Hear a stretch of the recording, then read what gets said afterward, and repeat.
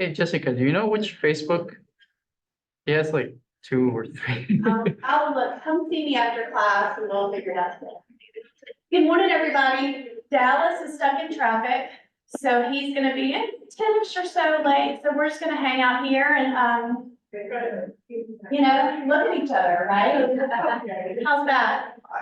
Do a little song and dance. Do you think? What do you wanna hear? I can maybe sing or dance, I can doing the do two neither. together. I can do neither, So ignore it's it. a little. Was it Restricted. Sheila? I think.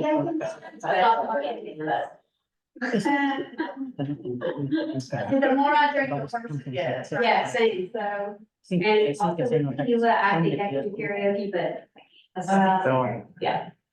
So at any rate, everybody, thank you for joining. Dallas is on his way. He is sorry. He's called me twice, so, but if you're online, maybe grab another cup of coffee and, he'll be here when he gets here. Land traffic, Thank you always for your patience.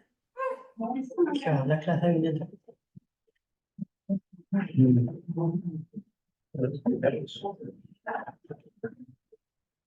have to say, the early bird gets the donut. Absolutely. Generation. Martha, not only are you on the top 20, you're in the top 5. Congratulations. This is a fellow Peloton, this is very important. Mira,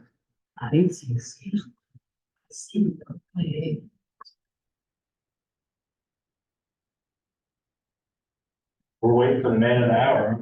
Absolutely. Are y'all doing, everybody getting done? The man of the hour. About an hour and a half late. It's gonna be an hour. No, esto es en enero. De enero a este mes. Anybody have anything crazy happen this weekend with Hoy deals? me lo voy a Besides pasar. deal with Ronnie Duffy? Ya, Marito. We had three offers going, 3 different properties, Lo voy a enseñar. one in Woodstock, one in Roswell, one in Alpharetta. Roswell property had 125 showings, 30,000 offers. Whoa. what was the price tag? This price tag, El 500 flat, and it was with the listing agent who I know priced it low. I mean, it was square footage wise, I think it was 1,900 square foot, 3.2. 125 showing. La chica que ha vendido que me dio en enero. $35. We did not win that one. We went 60K over list, 0 appraisal, 0 financing. Donde vive. We're gonna close the day before, they're purchasing another house on the 21st, to be honest, close it on the 20th, so they have funds. Did win 3 cash offers that exceeded No sé si tú me dieron o. Wow. 60K. Yo soy individual, Alpharetta, that one had, él es individual. 13 offers, we went in, we upgraded over. La de la No, por móvil. Third one. No. Your friends, your friends. Third one is the Woodstock property, that we ended up getting, there was Para no lo promoción y vendemos. 13 or 17 off. Gee. Yeah. Very good. You're priced in, Pero lo voy a, bueno, 400 to probably 600, there's just a waiting list of people. And This is kind of early in the season, for some of the offers, right? That's the 100% season, right? But the same thing that we've been saying, that as the news gets out, and the rates have dropped, people are getting back into the market, that's exactly what's happening. Until, again, just look to it, 125, 35 over. Another one was what now? Was 17 offers. de And the other was. Yo no, de verdad. 13 off. Yeah, they're all of them were, our clients would have asked. Over asking about it. Yeah.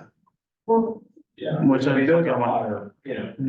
hotter spots. Yeah, Roswell, Roswell. Woodstock, and, Se burla de ti que de pobres hispanos. Y me Alfred High School District. que That's what's happening. Barely February. Yeah. February I fifth. feel like we've been saying, like, I would start getting your people prep, this is what we were expecting as a team to start happening, it's now here. I mean, you've got to hire fully pre-underwritten, and you can't turn the appraisal and then due diligence, they're doing kind of the last minute, I'll wait till I find the house, fill out an application, they're not ready for the deal. Yeah, yeah, yeah. We do it all cash, all.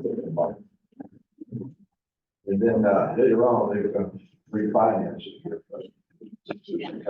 Yeah, delayed. The lady finance, and pay it all cash and you use. Yeah. Well, why wouldn't you just use the, those contingency Amigos, financing? el negocio de venderla. Well, depends on if there's something that they need to do with their finances. Tienes que pensar en él como una unidad de comprar, es del Or que voy a comprar casa. lender that can't Y cuánto es que close, tiene they que need to pagar, do porque anything. los favores me quieren vender otra casa. Yeah, I'm talking to people who have. Ese era el punto del detalle. Just told me, No era- he needed 35 or 40 days. Es un regalo, no es So dinero. we're not, we can't do this, so their agent got in touch with me and we're closing in 2 weeks. Toca que no se te vea la gana. That could be the other side of it, La is gana. that, you know, if you do a cash offer with the option to get financing, and they can't get the financing done in time, then you end up paying cash and refile. Yeah, it is just pretty cash off. Tienes que hacerlo como se las estás tratando de ganar. Yeah. It's really cash. Te va a llamar para tratar de primero y digo que cómo le fue tu Yes. decisión. Yeah, cosas así, eso es lo que tienes que hacer con todos los clientes. No sean de cómo le ponen trabajo. Okay, good deal. Good to see you. Like, it's inside. Yeah. Me parece que es como que me está ignorando. Me parece que me está ignorando. Sí, porque Es la vez pasada que recordándole cómo le porque es que estaba en la temporada de iglesia que me ayuda con algo. Me ayuda, digo, bueno, gracias. No le sirvió la charla. Y a veces cuando le voy a hacer no. All right, well, I'll just let you guys work, we go. Guys, all of you need something. We're pretty self-sufficient. I know you are. Independent group. Need more donuts.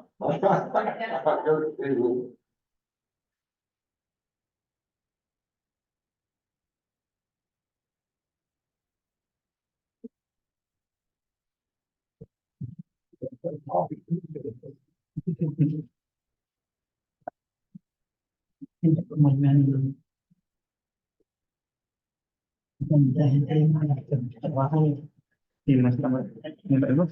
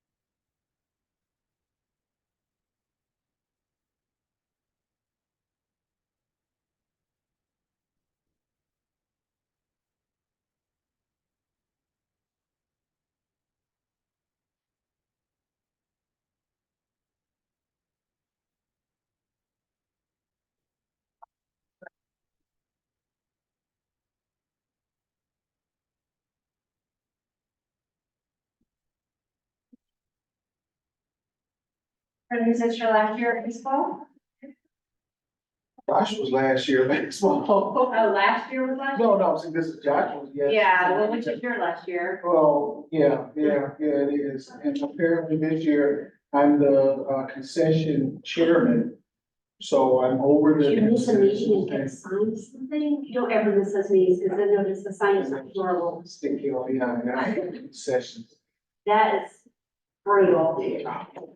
They had the, just a little scrimmage game against Alpharetta, Saturday and Friar broke, so we couldn't do Friday, well, it broke in the middle of it. like this big cash prize sitting in the panel kept flipping. Oh, yeah. the breaker kept flipping. Depending on and the power and stuff. So it was, You know, when your kid signs up for sport, because I was team mom for a lot of sports, I'm like, trabajar a todo needs eso. to become a part-time job, you know, like, I've already, Por eso no me gusta. in most cases, paying a lot of money for this child to play. Was the thing that used to kill me No, about club pues, no está volleyball eso. No was, sé dinero, I además don't know if your son does club Más. baseball. Mhm. But he Porque ahí does, viene. so my favorite thing is to pay all this money. Hoy you voy a know, hacer una llamada And then to walk to a que tournament me and ayudara. charge me Y to me see my ayudó. child $10. play. Yeah, absolutely. like, I guess in first 3 years, like, I'm not paying, and I'm going in. Yeah. You stop it. Nothing. I was like, I just can't tell you how much money I've brought from this sport. And I need to be paying to watch her play. It is you my know? biggest pet peeve. Yeah. That's $10. Yeah, I'm with the team. right. $10 if you're not playing or coaching. I'm like, Yeah. okay. They needed to get a parent card or something, you know, and then inevitably pay for 3 grandparents down to like, okay. Es que le voy a dar esto, viene tráfico, entonces se está demorando, dale. It goes all the way out to like social circle. Michael, Oh, yeah. Or, pensé que era la. fall grant. I'm like, Volleyball was great. ¿Cómo han estado? Bien.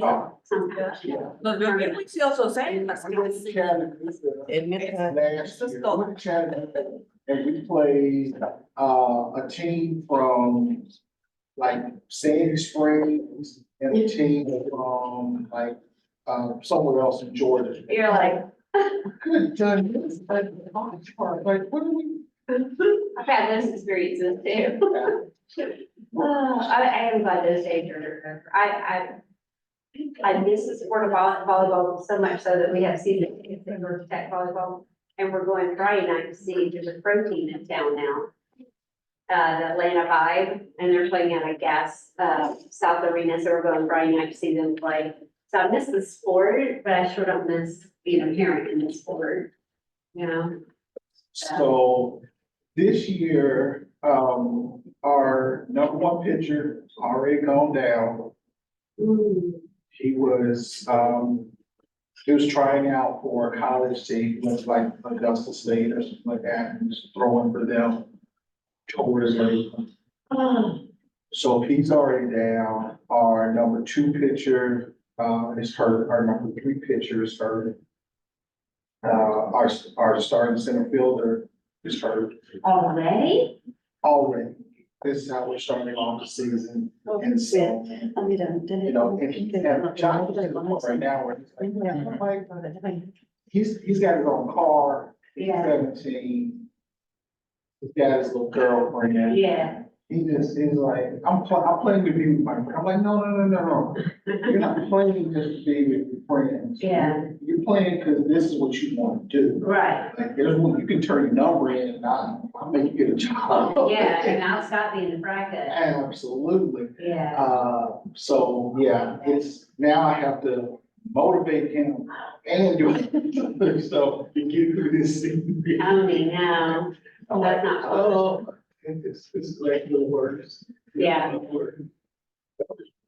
Yeah, and I'm with you, like, we still have, you know, parks to hit and stuff, so we all, I do think, cause I was a baseball guy, and I fell out, cause I started playing, basketball, right? And, you know, all through high school, the first couple of years of college, I played basketball. And then I started liking baseball. Yeah, and they all travel all over. Yeah, and so, but now, I'm like, why am I doing so much? It's relationship. Yeah. Why am I doing all the work in this relationship? Yeah. My husband was so funny, he's like, we have, there's like, they people in the Atlanta Vibe, and he's like, you need to college friends. He's like, hey, you know, told us, you know, 30-40 years ago that we'd be going like pro volleyball together as a group. I think we'd all been like, oh, we're kidding. Yeah. We're not doing something that boring. Well, I told him, because next year, toward the end of the season, when I was going from junior to high school. There was a lot of games that I had this year, I had senior stuff. I ain't going to game, I had senior stuff. I told him. Send it to me. Right now. You got that. I said, yeah, I'm like, my gosh, my car. I keep it in my car. You better have some base on it now. Yeah. That's mine. Yeah, you're not gonna have me hanging on all these tickets. Well, you can check with Justin, see if he's called in again. Well, he's coming from what, Midtown? Yeah. He forgot. I've been, it's a savings track. Kidding. It ain't mine either, so I'm not, just kidding. Oh, then he forgot, Parker.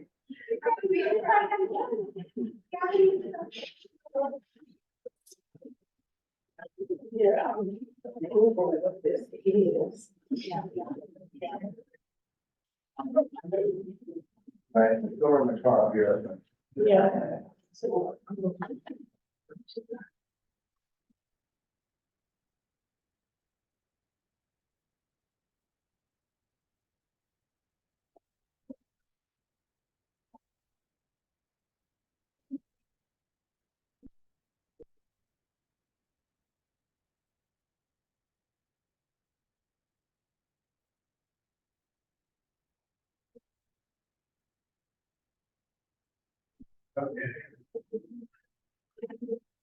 Yeah, I think.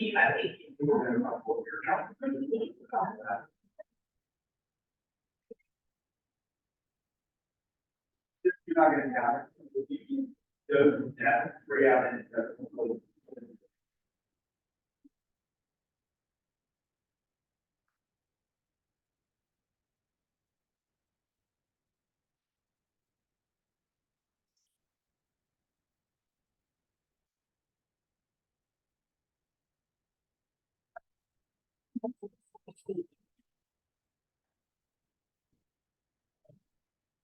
Oh, yeah, I'll have that.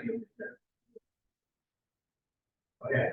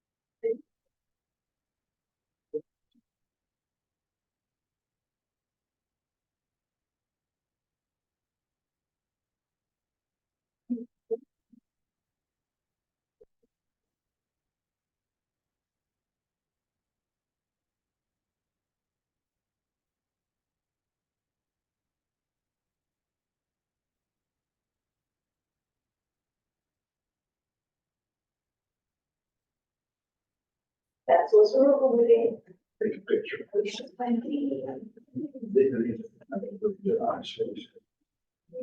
could take 189, just look at it. Yeah, That's like exorbitant, right? Uh, Is it me?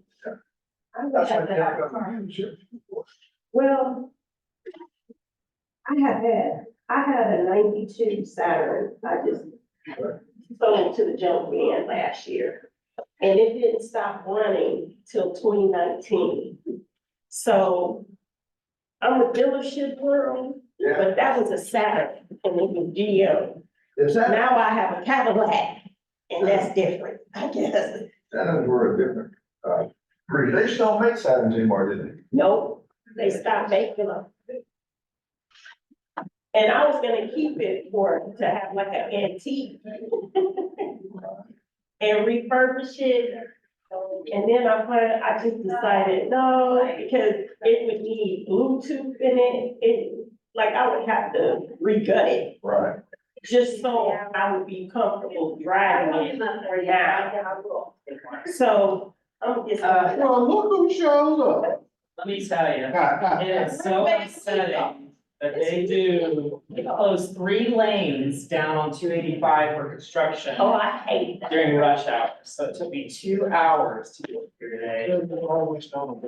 It's fun. Well, they can have a donut, so you might want to muff them later, take one anyway. Thank you. What's flavor? There's chocolate and blueberry. Uh, There you go, ma'am. hey Jessica, You're so Make welcome. my full afraid. Oh, okay. Yeah. How are you? Thank you. Thanks, man. You want chocolate or blueberry, Joe? This was Uh, right on time, blueberry, please. right on time. I don't know how to work. Have a great week. We all learn better with full tummies, right? As far as pulling It's for- Sleepy.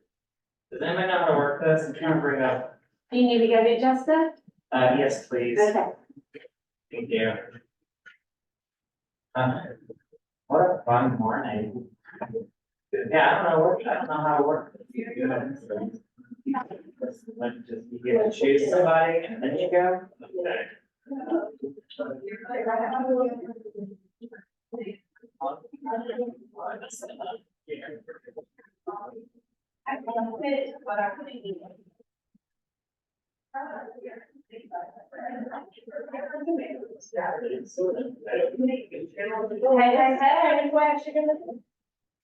Oh, No, I'm not doing Canva, I'm just, that's what my presentation is. okay. Yeah, I don't, yeah. so, let's see. Login.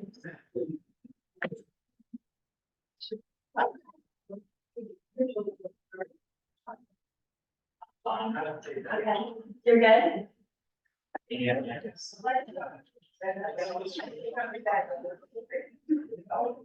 That's got all the green technology, what we need our laptops. I mean, probably notes, I would guess, but let me see, 1 second, I apologize, I just need to get it. We've already forgiven you. I'm so upset, I'm not someone who likes to be late in the least bit, let alone by 30 minutes, so. It's fun to. We had 400 shut down, 5. It wasn't shut down, so to speak, it was just, they only had 1 lane working, and it was. I mean, there are 2 lanes, I'm sorry, and I was just. I couldn't understand, because like I was supposed to be here before 10 AM, and then it was like 10 AM, and then it was 5 after 10, and then it's 10:20, and I was. Very Yeah, I good. came up 400, 285, 285. yeah.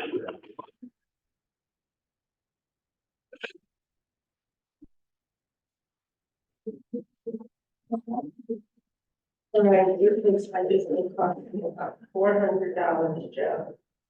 It's gonna cost me about $400. Labor, How did you find that out? I just Googled Oh, you. what's on the sheet Oh. and the estimated cost, But is it given to our locale? just in general. Yeah. We're saying labor costs is estimated between that and then our. But Yeah, that gives you a good benchmark. yeah, because he couldn't tell me anything unless I was willing to pay $190 right there. And I was just like, and I said, but will that go toward Yeah. what? Yeah, because. He said, well, he didn't just say a flat out yes, so then I was like, okay, well. I'm going, because I'm like, More than hey, 200, Yeah, and then y'all fix it. And then, no, I've been very happy with these guys, so people, I think they give you a straight quote. They got these private system, big Chevron, and then all these. How are you? Okay. It's a chef, it's a Yeah, gas. you don't need. Chevron gas. Yeah, I'm just trying to It's on the car. Oh, you didn't, figure that's right. out how I can get in. I am here today. Your car's driving, It okay? does. No, when I come to a complete stop, and then I get ready to accelerate, it goes, Yeah, caps lock. and then it goes. I don't know, it doesn't show me. What, So, we shall see. Or getting very sick. I don't know what happened, I wonder. Doesn't even say. It's Like that might up. And there is a way that you can connect your laptop to it. It should be. Here, do that, all right, now, do this.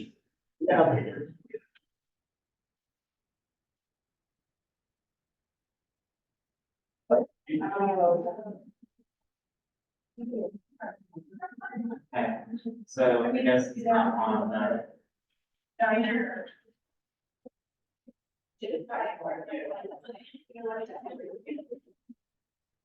Well, I did that letter is, ¿Cómo? the, Diego, Diego.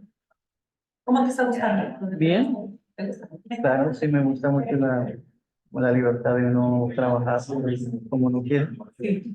Claro, Tu mamá, ¿verdad? claro. Sí, por eso me metí. Sí, porque mi hija también, ya sacó la licencia. Y ella también va a empezar. Pero ella ya sabe bastante porque siempre me escuchaba. Y me acompañaba. Sí, igual cuando mi mamá hace llamadas, yo ya como que sé la rutina de ella, porque it's just, hasta así no lo hago a propósito, pero tanto de estar alrededor, que ya, Sí, como que ya sé. ya vas a adelantar. Mm, No pasa. Empezar tú solo es difícil. claro. not good, I wonder if, it's not in here.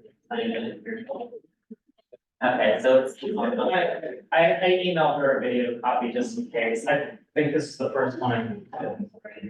Jessica. Like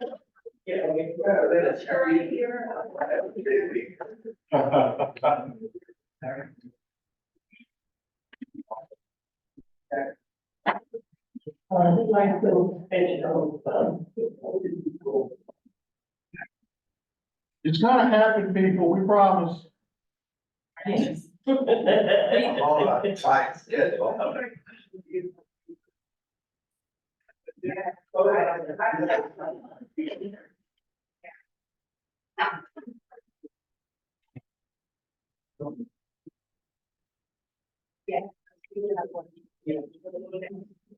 Hey, everybody, thanks for your patience and letting us get this started. Having some technical difficulties.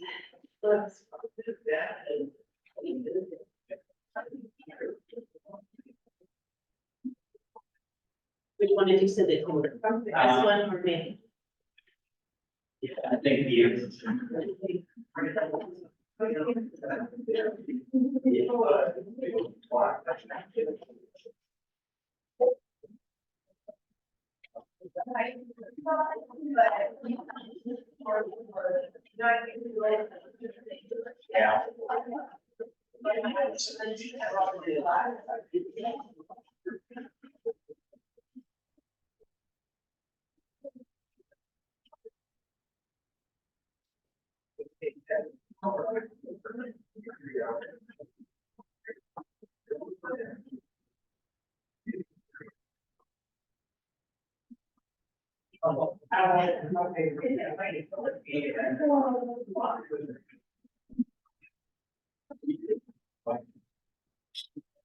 Yeah. That work?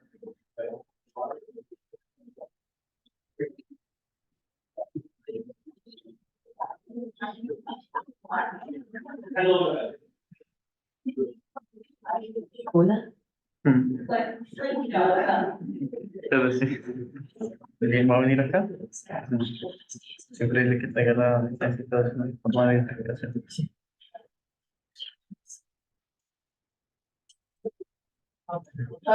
Okay. Smart.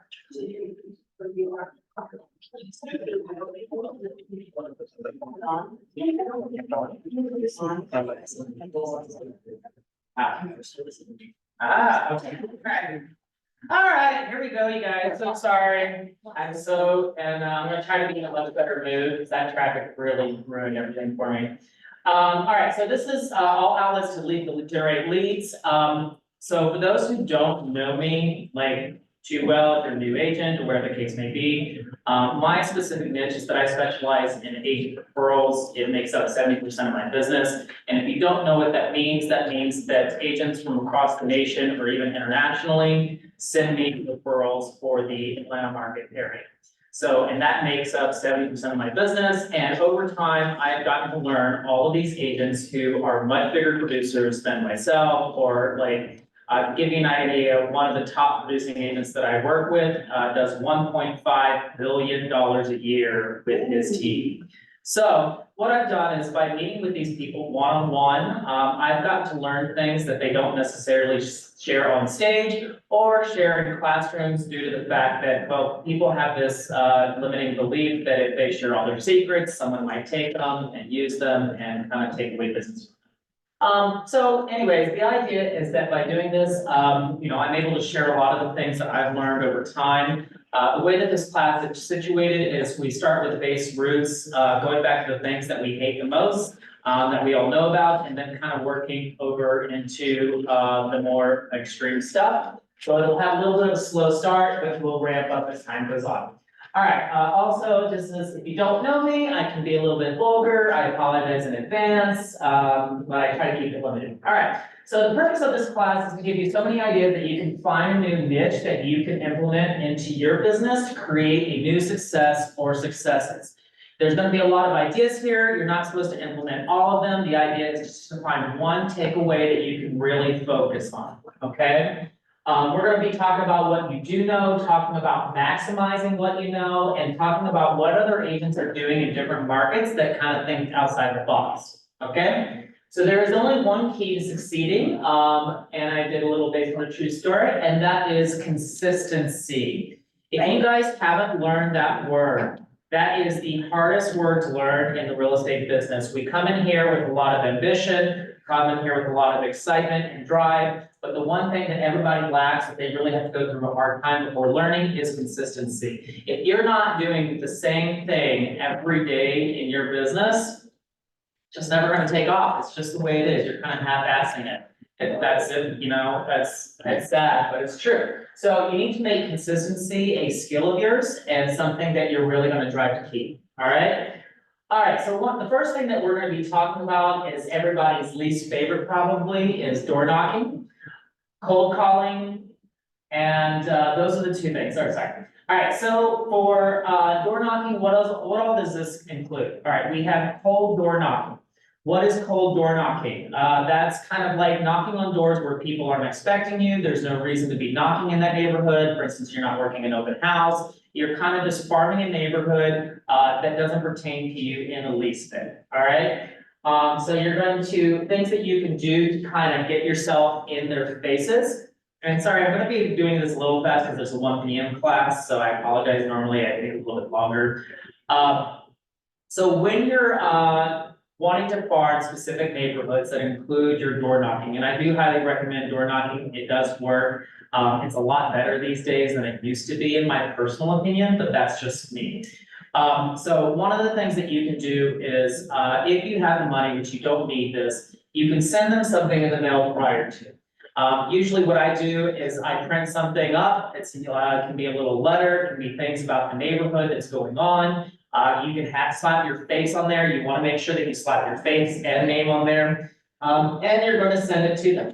Why do you do this? Well, chances are when they open the mail, they're not going to look at it, or they're going to throw it in the trash, or whatever the case may be. But there are going to be those who are going to open it up, see what you're about, maybe read the statistics that you have going on in the area. But now they've seen your face. So when you decide to go knock on their doors afterwards, you kind of alleviated that cold response where you show up unexpected, unwanted. So now they're saying, those people are gonna be like, oh, you know what, it's so funny, I actually got your letter in the mail and now you're here knocking on my door. That's kind of wild, okay. So now you have their attention and they're more likely to listen to you or invite you in or anything like that. So don't be afraid to send them something prior to if you're able to. You're going to actually knock on the doors, introduce yourself as the neighborhood expert when you do. Can anybody tell me what actually makes you the neighborhood expert? Does anybody know that? Cause I say so. That's right, because you say so. What are they gonna know? Nothing. So what you're gonna do is you're gonna just tell them you're the neighborhood expert. And if you flop on that house, like, let's say they ask you about something that you have no clue about, move on, you messed up. Maybe you should look it up before you go to the next door, just in case somebody asks that same trivia question. But the idea is that if you tell them that you're the neighborhood expert, who's to say you're not, okay? So don't be afraid to tell them you're the neighborhood expert, fake it till you make it, all right? You're gonna do this monthly. Why do you do it monthly? I don't know, it's kind of like, playing the rejection card. If you don't keep trying on someone that keeps telling you no, a no today is not necessarily a no tomorrow. I think they've established, 12 times of saying no before someone says yes, or whatever the case may be. But do it on a regular basis. You have to be persistent, and I'll tell you guys a nice little persistent story later. I think some of you have heard. Bring a colleague. Why would you bring someone with you?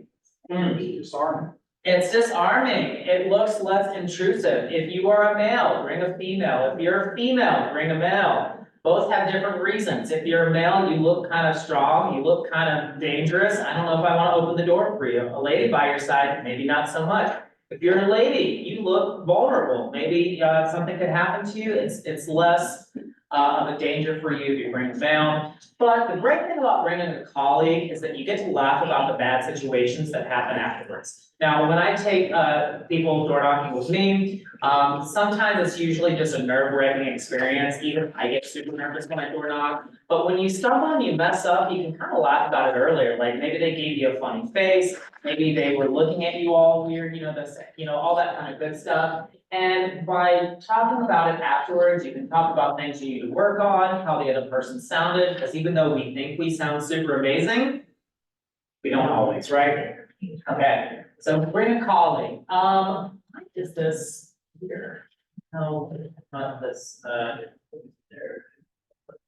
Okay, anyways, it says, bring children or a child. Children are kind of like a gold nugget to this business. If you have any sisters, brothers, or anybody that's willing to let you babysit for a little bit, try to bring the children. It can be fun, and you look good to the people that you're babysitting for, and they, have the children, hold the stuff, hand them the little goodies or whatever the case may be. But people, again, it's about catching people off guard so they're not opening the door being super nasty to you. And I doubt they'll be super nasty to you with children there. But who knows? We live in a world that's unreal. All right, dress for success. Do not look scary or like you're not serious. Dress up, you guys. If you're not gonna dress up, at least look like you're going to a nice dinner. Reason being is because if you're dressed casual like I am today, it's not gonna really give a great impression. People want to be in business with people that are successful. It's sad, but it's true. The more successful you are, or the more successful you look, the more business you will get. Have you guys ever heard the term that when rich people get rich, they get free things? Why do they get free things? They're already rich. They don't need free things. They can afford it. Whereas the poor have to pay for everything. So anyways, same thing. Dress how you want to be perceived. Believe it or not, people will make up stories in their heads. At least let them make up great things about you. Oh my gosh, they looked up nice. They showed up polished. They must do super well. You could have done nothing all year, but they know better. Okay? So dress for success. And then know your shit and impress. Make sure you memorize a few things in the neighborhood before you go. That way, if someone says, John was thinking about selling his house, you should probably talk to him because of this other house that sold in the neighborhood. Oh, 1, 2, 3, 4, yeah, that one sold for, at asking price with $10,000 in closing costs. That's because it needs a little bit of work, whatever the case. Oh, you know the house? Well, yeah. Okay, you're the neighborhood expert. It took what, 10 seconds to memorize that shit, please. Okay, so just know a few things. All right, so door knocking with an excuse, that goes into a little bit more warming. Let's say you're hosting an open house with someone. You can get Brian's team to print out some stuff. I usually have them print out 20 to 40 things. Costs like $1 per thing, so you're spending maybe $30 to go door knock for an open house, and you get to leave door hangers. Always take door hangers. That way you can leave something on the door. People will call you about it sometimes. But that's door knocking with an excuse. Door knocking, that you have a listing, an open house, you've been showing property, and there's not any listings on the market, those kind of things. So here we are, brand new listing, just sold or new neighbors. I do this sometimes, and I ask for my client's permission. I will go and knock on doors in the neighborhood, saying, hey, you have some new neighbors, welcome, welcome. Stop by, bring a pie, I don't know, something, but, let them know what happened, especially if it's sold way over asking. Like, if it was a super amazing listing, do it. One of the best things I heard recently, by this big producing agent was that, they had an agent call them on their listing, and, the agent said, hey, I was just doing some research, and, I saw that you had a listing that sold way over asking, congratulations, and she goes, thank you, thank you. And she goes, I just wanted to get more details on that. Did you have multiple offers? And she goes, yeah, we had about 8 multiple offers. And she goes, okay, great, what kind of, things were people negotiating or things like that? Got some information. And it was a very quick, like 2-minute phone call. She goes, well, thank you so much. I really appreciate that. Hung up, and then she goes to find out that this girl ended up picking up 2 listings in the same neighborhood she sold in, because she went to every single neighbor and said, this house sold way over asking with 8 multiple offers, and all this information. It wasn't even her listing, but she marketed it to get other listings. Amazing idea, thinking outside the box. So don't be afraid to use other people's success to bring some to you, okay? Invite people to the open house. Brian does this really amazing invitation that I do for every single one of my listings. We do a little radius where it sends out to everybody, inviting all the neighbors to the open house. I'm sure you guys have heard this. The more your neighbors want to come and look anyways, they want to and be nosy, and by doing so, you're creating more traffic on the listing, which is going to drive up the interest in the home and get you multiple offers probably. But the other thing is, it's like, who knows? Maybe they're looking for them, maybe they're looking for family, maybe they're looking for friends. So by getting your face out there and then going door knocking, it's another way of touching. So you've already done 2 touches by sending them something in advance and then knocking on their door, all right?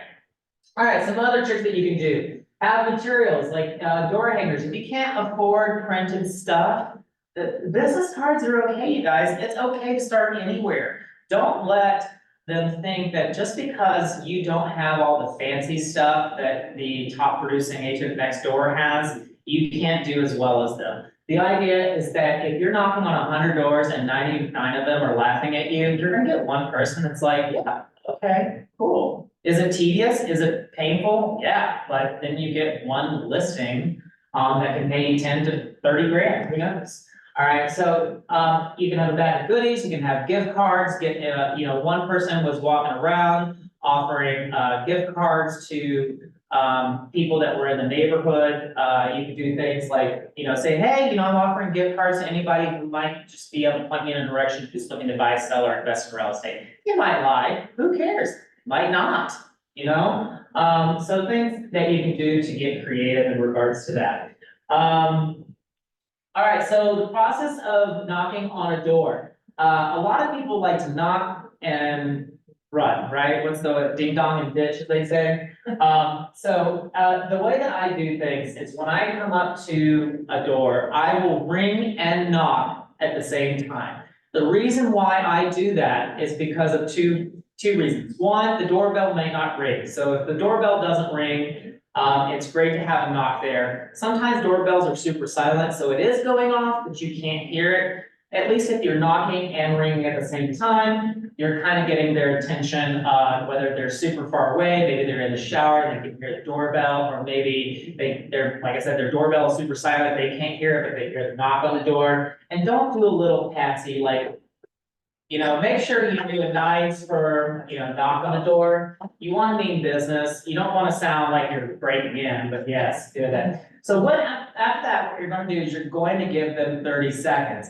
Why do you do that? The reason being is because people need time to get to the fucking door. I'm sorry. And maybe I'm in the middle of teaching a class. Maybe I'm in the bathroom, maybe I'm cooking something. The point is that you have to give them time to get to the door. Don't assume that they're going to be coming immediately within like seconds of it. But after you wait 30 seconds, then you're gonna ring and knock again. You don't have to wait too much time after that, but, you know, the idea is that you're just gonna do it, just to kind of reemphasize, you're not going anywhere. Most people will answer on the second knock versus the first. All right, you're gonna step back. Reason being is because people don't want you in their personal space. Between here and where Joe is, this is where you want the distance, all right? You want people to feel like they don't have to worry about anything with you if they open up the door. All right, make sure you're giving them space. You wanna always smile. Look like a freak when you're smiling. You want people to make you think like you're super happy and they don't understand why you're smiling so big and they want to find out why, all right? Always look like you're smiling. If you look serious, I don't know, you're kind of questionable, but if you're smiling, like what are the chances of someone looking like a, you know, clown robbing me or whatever, all right? You know, have energy, all right? So, I can't even read that damn word. But you're gonna be very enthusiastic when you're talking to them, you know, say, hey, Mr. Seller, I just want to introduce myself. My name is Dallas. I am just going door by door, introducing myself as the neighborhood expert. And I wanted to find out if you know anybody that might be interested in buying, selling, or investing in real estate. Or, hey, I have a brand new open house. You know, it's so funny, when I was going off with someone once, they sounded like an ER, where they're like, hi, my name is such and such. I just wanted to introduce myself and we're doing an open house. It's like, oh my God, I don't even want to, you know, go to the open house, let alone stand here talking to you. But it's those kind of things. Make sure that you're upbeat. And if you just had someone that was just super nasty to you, which I haven't had anybody in a while, but if you do, you know, take a moment. It's okay. Take 10 minutes, watch funny videos, whatever the case may be, get back in that groove, and just know that that next person or the person after that, not all of them are going to be like that. You're looking for the person that wants to talk to you. Okay. Don't be afraid to talk through the door if you hear them moving by not answering. Whoa. You need to recorrect that word. But anyways, so if you hear them and they're kind of just being weird by like crouching beneath the couch because they don't want you to see them through the window or whatever the case may be, don't be afraid to just talk loudly through the door. Hey, you know, my name's Dallas.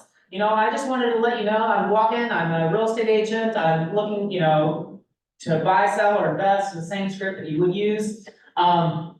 Reason being is because you're gonna get, most of the time I get this through, ladies that do this, older ladies specifically. You know, they don't wanna open the door, they're gonna talk to you through the door. My great aunt does it, so, you know, just, it's okay to talk through the door, even if they're not doing anything. If you hear them, be upfront, say, hey, I'm Dallas, you know? Sometimes they'll open the door once they feel comfortable, but they need to be reminded you're not there to break in, okay? So going back to a few last things on the door knocking, just remember that when you're door knocking, you're looking for the people that want to talk to you.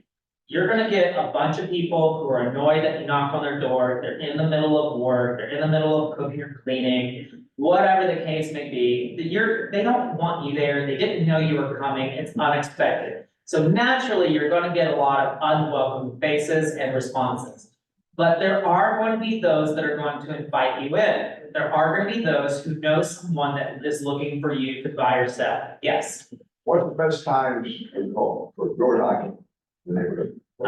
Typically between 10 a.m. and 4 p.m. During the week. And then if you're doing it on the weekend, I would say, honestly, about the same. You're wanting to, I think 10 a.m. to 2 p.m. or 11 a.m. to 2 p.m. is the best, or even 3 p.m. Reason being is because those are the times where people are happiest. They're, you know, just getting done with lunch, or, you know, just halfway break through the day, they're looking for a break. So you knocking on their door, even though it's unwelcome, they're kind of like, okay, like, what's going on? You know, I'm open. But you need to give time for people to wake up a lot of times, and then you don't want to interrupt people's winding down moments, because everybody knows that when we go home at night, we want to wind down, okay? So, but at the same time, if you want to door knock at 6:30 at night, by all means, go door knock at 6:30 at night. Again, You'll get no's, whatever, who cares? You're looking for the person that wants to say yes. There are people that sleep throughout the day, and don't get up until 4 or 5 PM. So that may be the best time for them. All right, but, typically speaking, I like to do it in the afternoon. But again, like, just remember, you're looking for the people that want to invite you in, and also, the people that invite you in aren't necessarily looking to sell, but they're the biggest talkers in the neighborhood, so that means that they're gonna talk about you throughout the neighborhood to other people, so that when that person is looking to buy or sell, they now have your name because of that person that is a chatty Cathy. So don't be afraid of those, that like to talk for so long, but make sure you keep things moving, because you have to go to a number of doors. All right, a bunch of doors. All right, cold calling, FISBOs, expires, withdrawals, internet leads. Anyone that doesn't want to talk to you or you're drunk monkeying, all right, these are cold calls. If they're not expecting you, it's like a referral from a friend, potting you off, yada, yada, yada. All right, so successful tips. All right, before you call people, try to know your scripts before you call people. There's a great script practice thing that's in the morning on Early Birds. It's on the Clubhouse. If you don't know it, I highly recommend that you join it. It's very intense. They really put you in hard situations. And if you're the type of person that gets up and volunteers to speak and you don't know your shit, they will embarrass you, not because they want to embarrass you, but because they want you to learn and they only have a limited amount of time to do so. So they're very direct to the point. But also Tyler does a script practice, I do highly recommend that you do your script practices. If you're not the type of person that does script practice, okay, cool. Learn as you go then. It's okay, just know you're gonna flop, but you cannot let those failures get in the way of you continuing to do it, all right? There's gonna be a lot of people that's gonna listen to you stumble, and it's gonna be very embarrassing, but it's okay. Learn as you go, all right? Leave vague voicemails or none at all. Cletus, it's Dallas, I need to talk to you, call me back. No phone number. Why do they do that? Because the more information you give them, the less likely they're gonna call you back. I cannot tell you how effective this is. This gets more people to call me back than any other message that I've ever sent. And it's crazy. So when I'm doing my cold leads, they're like, hi, I had a missed call from this number. It said, hey, Joanne, yeah, I'm so happy you called me back. So if you're doing a lot of cold leads, just be prepared that sometimes you won't remember who that person is, but just assume that they're a seller. So you'll have to have a general script for that. All right. It's purely a numbers game. Don't get caught up in the hate. I will say that between every 100 and 150 people that I call, that are cold leads, I would say maybe 2 to 3 are willing to talk to me and are open to considering listing or buying in the future. Sometimes they won't be qualified people and they just need guidance, or they may just be like not even close to being qualified type people.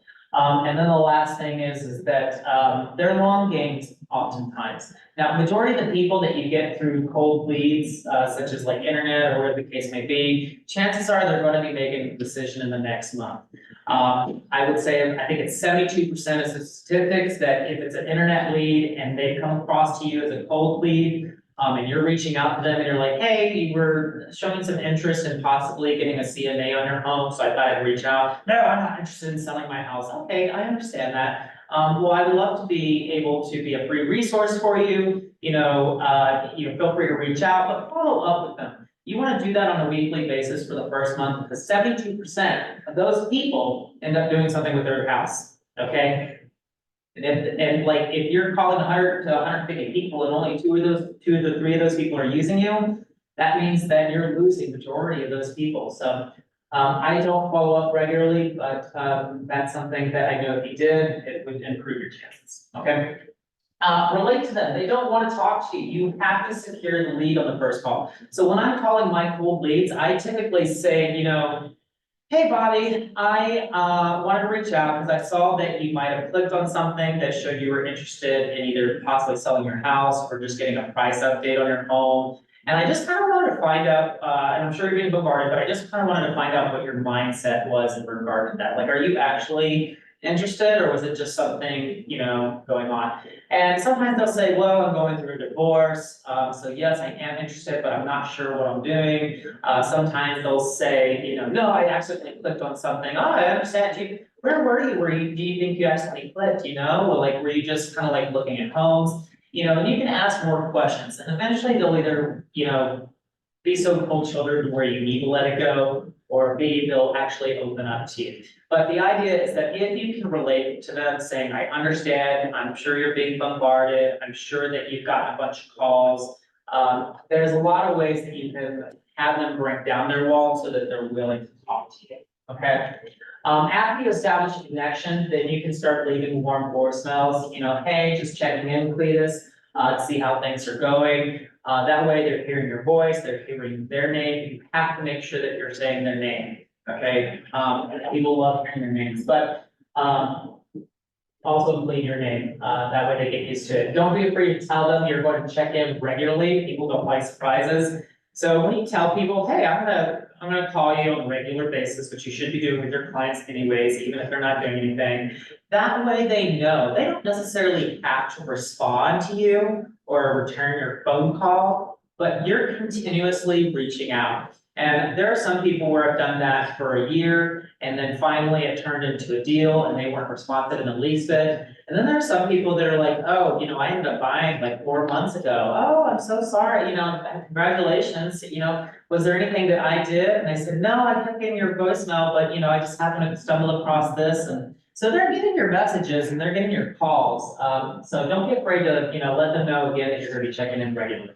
All right, you do not have to know the house, but know the market, okay? So a lot of times when I'm calling someone, and if they pick up, I will immediately Google that house so that I can kind of get an idea of what it looks like. And then, if I'm doing cold calling, I'll know the area. So if I know that, you know, all these houses, in the area we're selling for, you know, the stats of 21 days in the market, or if it's selling within the first week, you can ad lib it, but by doing so, you're going to make yourself seem a lot more credible if you know what's going on in that area. Let me ask you, how do you come up, what's your process to actually doing the cold calling?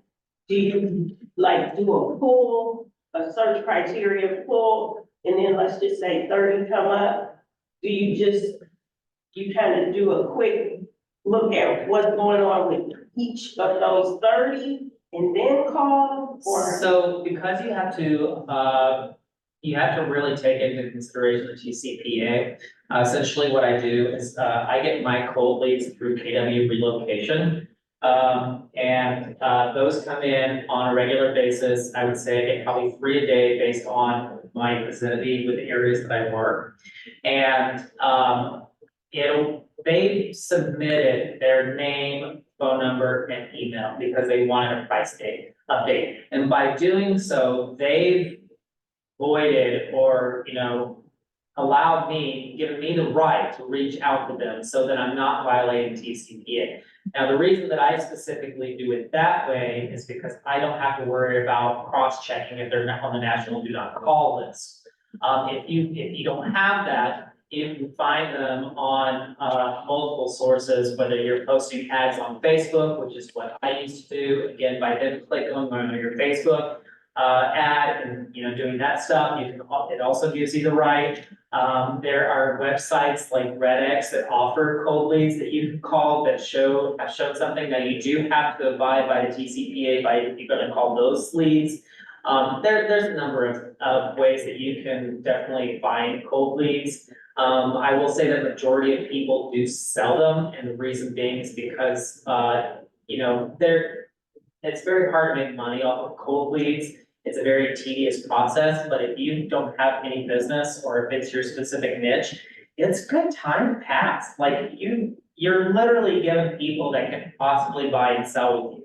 And if you don't have any business, why not waste the day and just call people? I mean, if you can make $10,000 every day by calling 200 people and getting one person, 5 days a week, you know, that's a lot of money. What is KW relocation? It's a community, so you know how there's KW military, KW planner, KW rainbow. There's a bunch of communities that you can be a part of, and you do have to pay into them. So I don't recommend doing them unless you can, be able to afford 1 year. And some of them do have financial requirements. So some of them will say you're not even allowed to join unless you do X amount of business. So just keep that in mind as well. It's not meant to keep you out of the community, it's just meant to keep they just want you to be able to afford it. You know, we pay so much money to be in real estate, and we can get a little stupid when we get a little desperate, and just don't want that. And where do you find this, You can go to, I think it's communities.com, go to the. KW. I would ask Jessica, but I think it's just a website, you just go to kwcommunities.com or something. Yeah, it's, I have it saved on my computer. Ask me afterwards and I can let you know my, all right, like I said, use their name as many times as you can and don't be too sweet. You need to come off assertive, but you don't wanna overdo it at the same time. People want you to push back. People wanna argue. It's weird. They're crazy. They want you to tell them, no, you're wrong. The reason being is because if you're always being told that you're wrong and you're saying, you're right, Mr. Feller, well then, how are you gonna fight for their house, your commission? You're not gonna be able to really negotiate things very well if you're just bending over backwards. So make sure that you're just there to sound like you're there for business. That's all I'm trying to say. You know, you don't want to sound too sweet, you know, and you don't want to sound too mean. You're there, you mean business, you understand where they're coming from. List the house. All right. Don't ever say you're welcome. Is the conversation going well? Secure the appointment. You are more likely to lose their confidence the longer you talk. Less is more in the beginning. Same thing with that voicemail. When I leave the voicemail, I don't leave too much detail. When you're talking to them, you're there for one purpose. I'd love to set up an appointment. What can I do next for you? What are the next steps? Here are the next steps. I'm going to follow up with you. Great. Cool. Well, I appreciate you taking the time. I'd love to chat with you more. Maybe we can do this when we meet on the next time, but I've got to run, you know, don't stay too long. The more you talk, the less likely they're going to use you. They're looking for mistakes.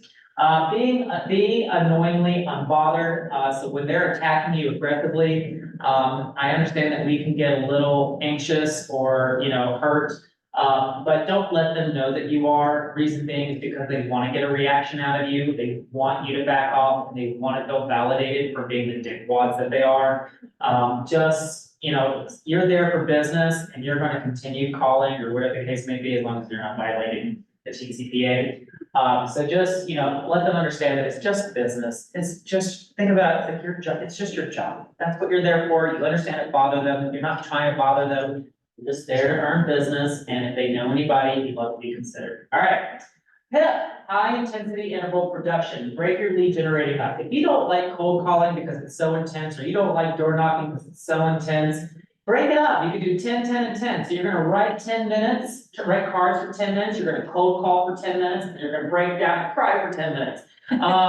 The reason being is because a lot of times, it's just like the high intensity interval training, when you're doing your workouts, it's very productive. You're more likely to do more business if you get easily bothered. Now, if you're a machine, you can go in the cold calling, fantastic. But if you can't, like if you get too bothered, take 10 minutes, set a timer, do 10 minutes there, 10 minutes here, all right? Whatever keeps you going. The idea is like, I have a sign that I had made that sits above my desk that says, just do one more thing, okay? Just do one more thing, because if you're always just doing one more thing, you're never stopping, right? All right, so let's talk about follow-up. All right, so this is my Sparkly story time. Now, if you've heard this, you know it's a great story. If you haven't heard this or you want to hear it again, fantastic. Okay, so back long ago, when I was on a wonderful gay app, like Christian Mingle, so to speak, I was living here in Atlanta at Johns Creek, and someone was in town, and I said, oh, you know, you're cute, you know, we should meet up, and we were going to. But they got too busy, we didn't meet up. So one day I'm driving through Gainesville, Florida, because my mom lived in Florida at the time. And I was on the app and I noticed that there was that person that I thought was cute. And I said, oh my God, hey, I don't know if you remember me, but we had talked in Atlanta and we had talked about meeting up. And that person said, no, that didn't happen. And I was like, no, I did, you probably don't remember me, but remember we were gonna do this and go do that? And he goes, no, I would never talk to someone like you, you're not my type.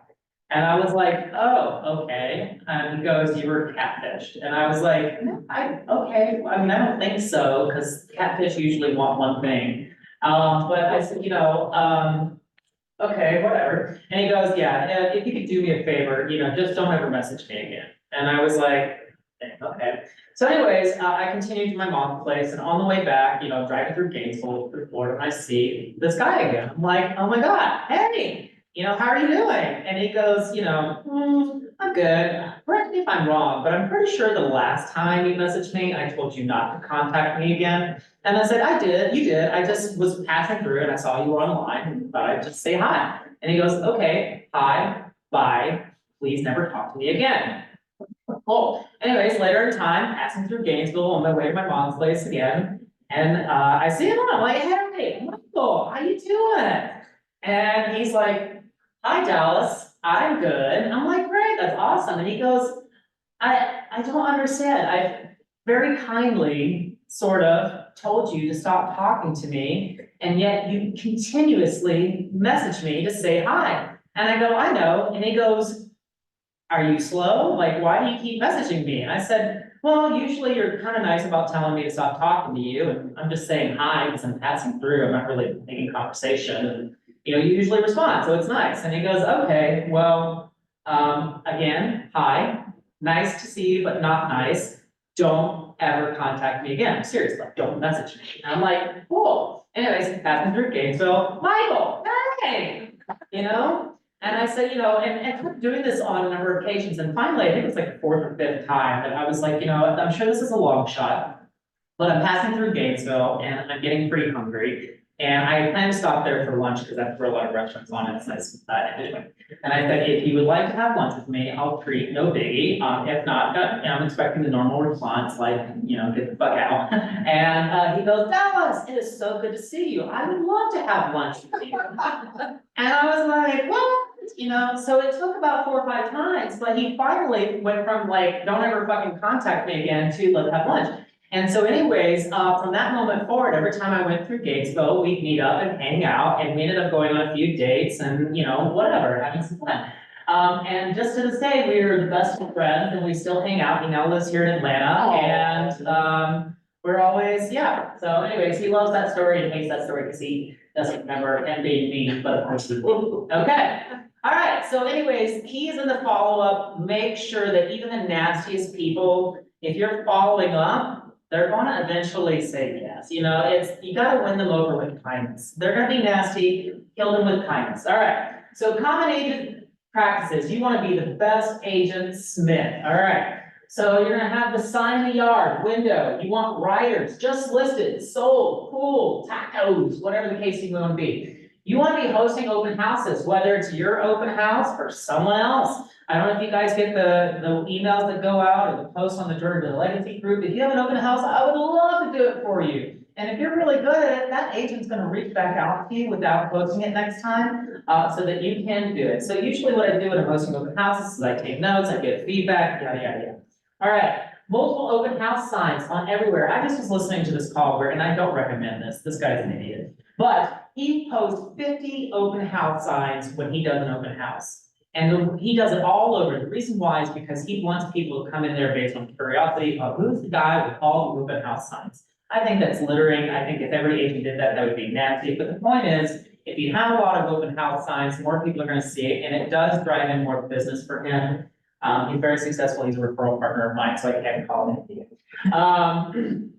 But anyways, do that if you want. All right, balloons on your open house. I don't do this, but it works. It grabs the attention. It's moving. It's flailing in the wind. It looks nice. They're like, balloons bring happiness. When you ever think about it, you look at balloons. What do you feel when you look at balloons? They're kind of happy. What were you gonna say? No? Or the park. Yeah, it's a party. So yeah, balloons. I don't do balloons. They don't work in the rain, just as an FYI. I had to learn that the hard way. But yes, balloons are great. Take notes during your open house. People love detailed reports. You remembering them and on follow-up, and you know, if they walk through your house, I tell them, hey, I'm just gonna take some notes, sellers love feedback, yada, yada, yada. And as you're doing that, you know, when you go to reach back out to them, you know, I usually tell them I like to give them 24 hours to think on things so that I can reach back out, see if what they remember about the house. Because now they know I'm gonna reach out and ask them about the house.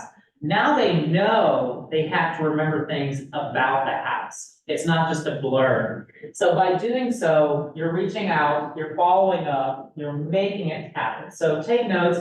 The sellers love it, the listing agents love it.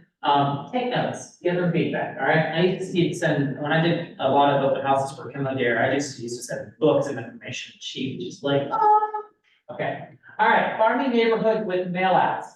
This does work. It doesn't work all the time. So one of the things that I do with my listings is, I work with Brian, we do 3-point touch, mail outs. We do the open house invite, when the house is just listed, and then we do, instead of a just listed home, and then we do just under contract, and then we do just sold. By doing those 3 touches to all the neighborhoods, door knocking, whatever the case may be, you are really getting in touch with all those people, and people will call you. I have been hired by neighbors because they were like, you did an amazing job. I've never seen anybody do what you did. And I've had referral agents, tell me that I was making them look bad because I did more stuff than they did for them. So just as an FYI, yeah, mail outs can be really great. They do cost money. Do not go outside of your means, okay? Make sure you have money. All right, are you doing mail outs for your listings just listed under contract as sold? That's what I was just touching on. Are you following up regularly with your tours? Again, don't just have them check in and sign in and then you not follow up. Just because they're not responding to you doesn't mean they don't want to talk to you. And don't just always text. I am a millennial, we hate calling, but I will call someone if you're not fucking answering my text. Like, bitch, answer me. And I will do that. And let me tell you, the people who don't answer my texts will answer my phone calls, one, because they forgot the number, and they're like, oh, fuck, you know, this guy called me. All right, but they're gonna answer, and sometimes that wins you over the deal, you know, you just never know. So follow up. Do you have material for tours to take with them? I do these nice brochures, have things that people want. People like free stuff, I have chips, I have water. You're trying to leave as many positive and as less negatives as possible because you want them to love the home. All right, so you call somebody and they don't answer, do you leave a message and tell them who you are, or do you? Yeah, they've already met you. Now it's a warm voice note. Yeah, now. All the other ones, you just cold call and you don't say who you're with. Right, the reason is it's a bait. Bait. Okay, all right, did you post it on social media? Yeah, social media is so powerful. I have dropped off that thing because I get so overwhelmed, but let me tell you, if I will say that when you're posting on social media, whether it's just a story about you shopping for eggplants at the store or you doing open houses, it is a key to your success. There is no limit to how much you can post, all right? And this is based on people who capitalize on social media. Post all the damn time. People want to see your pretty little face. Yeah. I'm gonna say something. I wanted to promote my Facebook, and I just find out that in order to advertise, I need like a business Facebook. I didn't know that. Advertise, yes, but you don't need to advertise. Just post stories on your Facebook. I have a business page and I have a personal page, personal Facebook profile. And I only post my stories for the most part on my personal, because that's where everybody is. And there's some people that follow my business page that are on my Facebook profile and some that aren't on my Facebook profile, but the majority of the stuff, I only do postings on my business page that are like just listed, just sold, you know, closings, awards, whatever the case may be. And then I'll post that stuff on my personal, but I don't do as much business because it needs to be more like half personal, half business. So I don't have a really strong, Instagram following program. That's okay. But so recently I got a notice from some company saying they can get me like 10,000 followers. No, That they. no, you don't need, no, those aren't people. You want people, you build it, people will come, okay? So if you're posting regularly, whether it's permanently on the page or just stories, people will start to come across your profile through other people's profiles, and who knows, maybe someone will think you're super sexy and they'll be like, ooh, what's Dale got to offer, you know, kind of thing, and they'll like your videos and they'll say, you know, hey, have you seen his videos? They're amazing, you know, kind of thing. And that your Instagram and Facebook will grow It's just, you don't have to pay to get those though. Because if you're not making content that's worth watching, you can get 10,000 followers, that doesn't mean that they're gonna stay there. So make it worth watching and no cut. And besides, they're more likely to stay, because the only thing that those people are doing, and you can do this if you really want to, the only thing that those people are doing when you're buying 10,000 followers is what they're doing is they're going on to, these big Instagram people that have like multi-million people, and they'll see a post and they have like 10,000 likes, and they're going down and liking every single one of those comments. And then they're going into each and one of those Instagram pages and they're following and then unfollowing, because they're getting those notifications. So the idea is, a lot of people, because it's a trend, is when you do that, when they see that they've been followed, out of kindness, they will follow you back. There you go, you got your follower. But that could be a 13-year-old girl. Okay, so just make sure that, like, you don't need that. If you post your content on regularly, if people want to follow you, they'll follow you. If they don't, then it's okay. It's, now they make it so easily to where when I post on my Instagram, it goes to everything. Very easy, sneezy, and, you know, it goes to different people. All right. Also, you can build your YouTube page if you want to do that. All right, so do you contact your sphere? So my sphere makes up about 25 to 28% of my business. And then how often do you contact your sphere? I contact mine once a quarter. I'm known for it. You'll get a message from me on Facebook typically, you probably have gotten it. And I like to change up the messages every quarter. Sometimes people are like, I think Dallas got hacked. And a lot of people from the office will be like, Dallas, I think you got hacked. Somebody's messaging me, asking how I'm doing. Yeah, it's me. How the fuck are you doing? You know? And, you know, so it's one of those kind of things. But I'm one of those types of people. I will check in. I'll see how you're doing. It does a number of things for people. One, you get to catch up with them. They don't get lost. How many times have you been friends with someone and you're like, oh my God, I knew that person like 10 years ago and I haven't talked to them once. But by doing so, you're keeping in touch with them. Sometimes they may be in a really bad place and you just saying, hi, how are you doing? Really makes their day. That's actually the number one reason why I do it. It makes people so happy sometimes in the worst spot. And I had a friend that committed suicide and I just thought he was 3 days away from me contacting him. So going down my list and I just thought maybe if I had said hello, maybe he wouldn't have done that. But that's just, you know, one thing. And then the last thing is some people say, oh my gosh, Dallas, you were on my mind.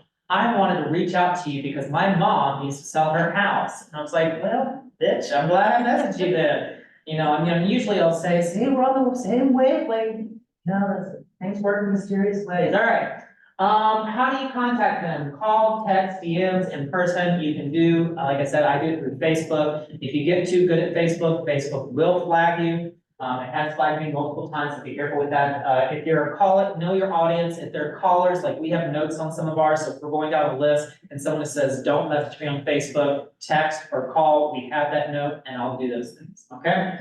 But make sure you're contacting your sphere on a regular basis. Do you do happy birthdays? Facebook makes it easy every day. All you have to do is just say, happy birthday, happy birthday, happy birthday. That's it. And let me tell you, like, if you're super popular, yeah, you may not care about, the happy birthdays, but if you're somebody that only has like 200 friends and someone says happy birthday, you're like, Dallas thought of me. Oh my God, that was so nice of him. It's always nice. It's always nice. But the point is, like, sometimes it means a lot to some people. Yeah. So, do your happy birthdays. Do you do special holidays? Canva is easy, it's cheap, if you have the money, go design that shit. And then Command offers you to design stuff for free. It literally takes 2 minutes. I'm sorry, you say Canva? Canva, sorry, I always say. Canva. That's where I thought I had designed this, but I forget this one's off the PowerPoint. It takes a long time to put these from PowerPoint. But anyways, yeah, do your special holidays, make sure you're posting them on your business page and all that kind of good stuff. Do you do special occasions? Are you hosting events? I have a 20th year anniversary for our high school reunion coming up, and I plan on doing a bunch of goodies for that. So, you know, get creative. If you're doing special events, you know, advertise them. Even if people aren't going to go, they're still seeing your name and face, okay? So make sure that you're advertising that properly. All right, do you do cards? I do handwritten cards. I don't do handwritten cards. Some people send those to me, but, when they're written, they are valuable to people. If they're still getting them in person, you know, people are still happy to get mail, but it's not the same. Like I said, I think handwritten is more. All right, farming neighborhoods. Are you farming neighborhoods with jumbo postcards that stand out? So the open house invite is like this 1 foot by 4 inch thing. It's an awkward piece of mail. You can't just accidentally lump it in with everything. You actually have to look at it and like read it. It's red. It stands out. Talk to Brian, all right? He's got some great ideas. QR codes. This one was a thing. It's still kind of a thing. It's not as popular with the new with the new website that KW is doing. We can't really do landing pages like we used to, so we'll have to come back to that one day and then bring it back. So anyways, we'll skip that. Sales gimmicks. I have buyers that want you to buy your home. That shit works. I hate it. I don't like it when my sellers get that crap. But a lot of times when I have a listing, they'll get something in the mail from an agent that says, I have buyers that want to buy your home. They'll say, Dallas, this agent says they have buyers, give them a call. Oh, they fucking don't. They just want you to call. Okay? But the idea is if you want to be that person, by all means do it. The idea is that this shit works. They get listings. It happens. You know, you define who you are and run your business like that. The point is be consistent. Okay? All right, again, be the neighborhood expert. Know the neighborhood stats, what's sold. You only have to look up 4 or 5 things that went on. If the last house that sold was 3 years ago, wow, you did that? Yeah, I'm surprised too. Time to sell. All right, free shed. People love that crap. Like I said, I give out brochures. I give CMAs out for free. Yes, they take time. Sometimes I have to mail them. Yes, it takes money sometimes. If you can't do it, you can't do it. Don't worry about those people that you can't do it for. If you don't have money, I promise, I understand. Just do what you can do, because if you're always doing, you're gonna reap, all right? All right, let's talk about social media. So just to give you an idea, this is back based on 2023. Facebook has 2.96 billion people a part of it. YouTube has 2.51 billion. These are all the social media platforms that you can be a part of. Now, TikTok, I'm sure, have to be a little bit bigger than that at this point. And I have learned that YouTube is the most profitable and the most captivating if you're looking for followers. So if you're looking for cold leads, I would highly recommend developing a YouTube channel. What you do is you make a 10-minute video based on whatever content that you're trying to talk about, make it valuable, make it entertaining, make sure that you're not talking in a monotone voice. And then what you do is you break that video up into 1-minute increments and you post them on your Instagram, TikTok, and you post it in different spaces. That way you're not taking like 5 different videos for 5 different platforms. You're taking one video and breaking it up for the 5 different platforms, okay? But the idea is that people make money off their YouTube. They get clients off the YouTubes. You know, we have what's his name here that does 10 million just off of YouTube from his, you know, influx of people. And then, you know, like I said, all mine is done through Facebook. That's how I get my agent referrals and I get my sphere.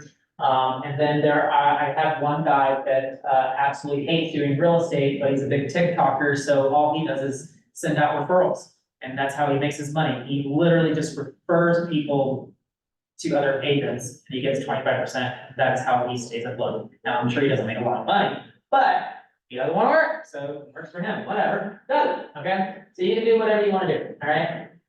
All right, know your audience, know who you're talking to. You know, the younger people are typically eager, proud, they like shiny, they're technology based, but don't you dare call them. Like I said, young people, they don't want to be called. Why the fuck are you calling me? Don't call me, text me, all right? Middle age, typically they're practical seekers, they're lifestyle seekers. Maybe they're just about to have a baby. Maybe they're just getting married. Maybe they've had 3, 4, 5, 6 kids and they need to get a bigger house. Who knows? I have one that's looking for at least a 6-bedroom right now. Okay, so anyways, calls or texts are just fine with them. They're going to be judging you the most, in my opinion. If you do one little thing, you screw up, they will judge you and like fire you in a second. The younger people, the older people are less likely to fire you because the younger people are like, oh, it's fine, I get it, I fucked up too. The older people are like, it's fine, life is life, it's fine. All right. Stubborn people, typically will be older, they don't like technology, they are not in a rush, they want you to make it easy, don't you dare text them. I have to call, so I have this listing right now, they're mid-80s. And I am only allowed to show the property during open houses on the weekend. And it's gonna take a long time, and I do have to call them, and I told the referral agent who's younger than me, it's like, what's taking so long? I'm like, well, they're older, you know, typically I would rush people along with doing price reductions, but since they're older, they're okay playing the long game. It's a different clientele, know your audience.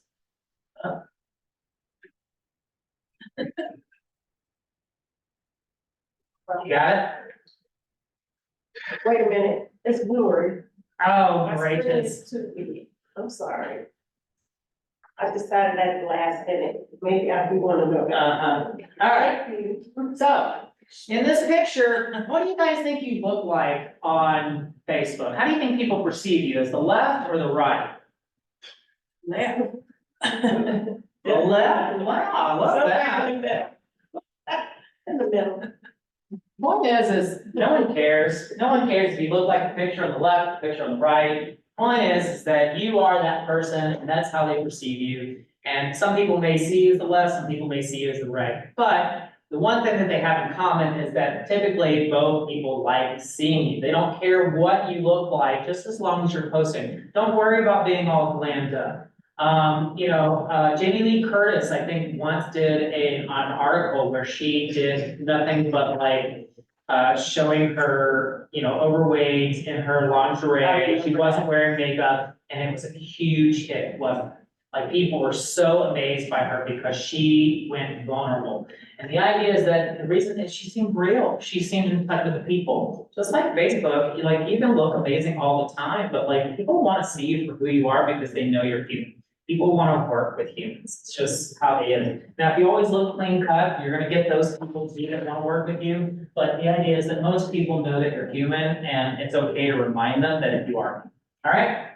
All right, so are you posting? What are you posting about? Is it informational or personal? Which is better? Honestly, both are. Don't do too much of one or the other. So you don't talk about your cats all the time, or don't talk about business all the time. You have to make sure you're doing both. There are people that I did an anonymous survey once that told me they don't want to hear about my business. They get so tired of me posting about all the houses I was touring that it was annoying to see my content. And then, I had some people that are like, you post too much about things that don't matter. I like seeing your real estate content. So you can't win for losing, but point is that gets you mix it up and still remind them that you're, human. On the sheet you post, there's this one agent that literally she's tested this out on a high level. This is all they do, is they post stories, and she does close to 18 million just from posting on her Facebook. That's it. All she does. She doesn't do any advertising, she doesn't do door knocking, she doesn't do cold calling. All she does is post on her Facebook, and she does 18 million because she does post 6 videos a day. She says she's done up to as many as 20, and it doesn't seem to face anybody. And they direct message her, how did she get the information? They Direct message, call her, whatever, yeah, all sorts of ways, sometimes fax. No, I'm kidding. Who is that? Who's that agent?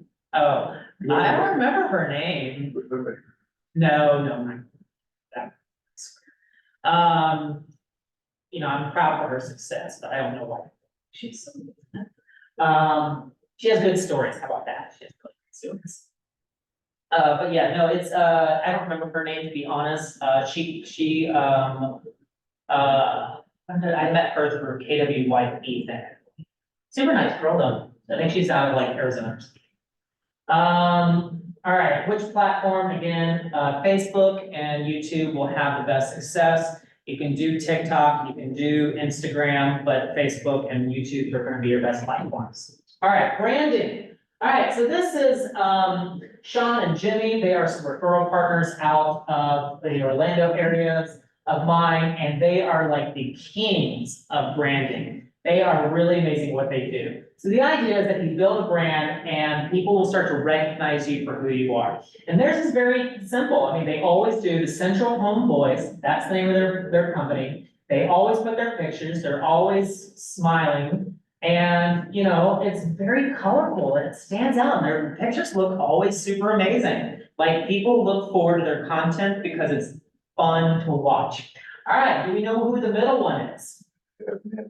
Nancy, my. Yeah, well, you know it. You don't even need to see the name. People know the picture. You need to see the name. Now, this one's a little bit harder. Who's the last one on the right? Dallas. Yeah, thank you. That one's me. That's So you? because I post, I don't need my name. That's my thing. I'm known for doing the charcuterie.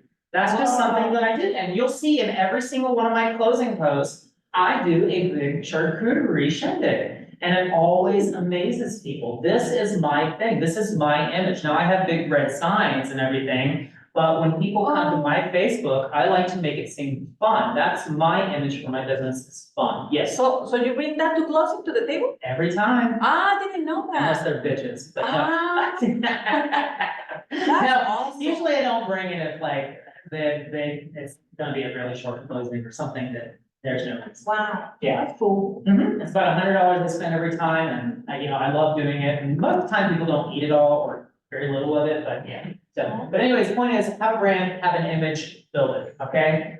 Find something that really speaks you. All right, so this is, this is Sean and Jimmy, so this is the kind of stuff that they make. It's so fucking stupid, but you can't help but watch it, okay? So let me play this for you guys, and this is just, get creative. Hey, I'm Sean with the for the Homeboys. Welcome to Shots of Shimmy. Today I'm going to give you a shimmy tutorial. There's two types of shimmies. There's a Sean shimmy and there's a Jimmy shimmy. The Sean shimmy, step one, plant the feet. Step two, shake your shoulders down and up. The Jimmy shimmy, plant your feet, fist up, shake your hands, shake your hands. What? That's all they did. And let me tell you, they get so much recognition for that. It's just in their videos, when they're doing their house tours, when they're posting that online, they are dancing in their videos. When they sell something, they're dancing in their videos. They are the dancing homeboys of Orlando, Florida, and they do a large amount of business because they built this brand. And that is so amazing for them to be out and gay and doing all these things, and they still earn a lot of business because people just look at them and they can't help but smile. Like, it's better than what I do. So point is, it's like, you don't have to make everything super serious. That was fun. I saw every one of you guys smiling, all right? So anyway. Hey, I'm Sean with the Excellent. All right, branding can include, the music too, marketing, informational video content, posting stories. You, as a person, do you have wild hair, a lightning scar perhaps? No one cares how you are, what you dress, just be you, all right? And then understand that people recognize you for certain things. So when I go to conventions, people have always known me for wearing fun hats. I always have a different colored hat, something that's usually sparkly, and it stands out. So because I'm short, now I didn't do that on purpose, I just wear hats.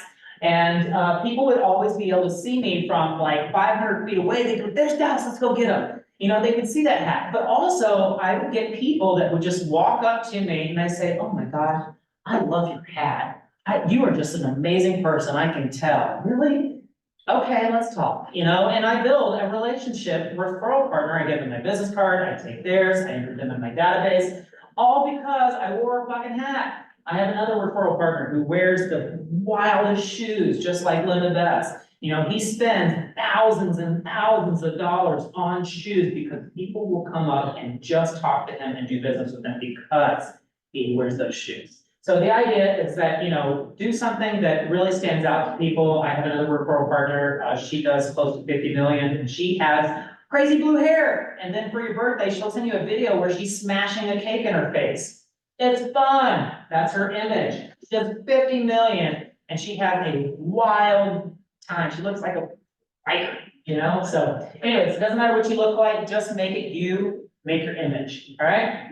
Do you have a community, a church, race, gay, whatever the case may be?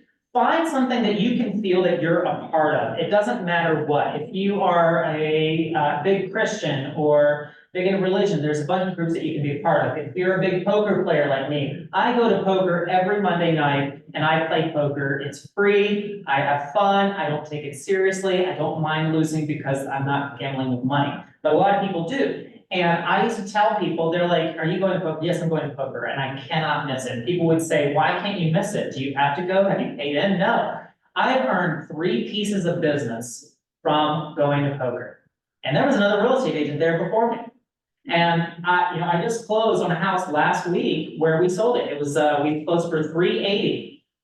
That ain't bad. I just made close to $10,000 for going to play free poker. I get to have fun and make money.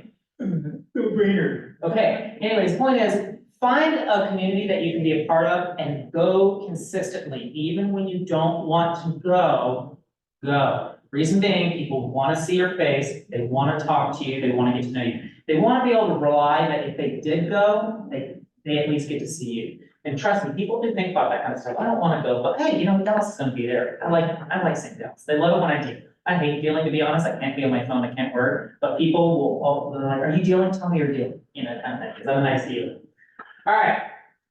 Yeah, if you don't have a community or a group, create one. I don't care. Just make sure that you're a part of one. Literally, do something fun. You could be on a dodgeball, kickball, baseball, softball.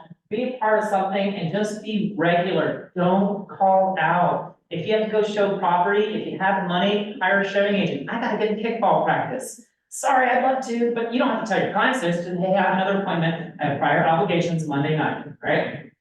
Right, be a walking, talking, dancing, singing advertisement. I literally saw someone with this.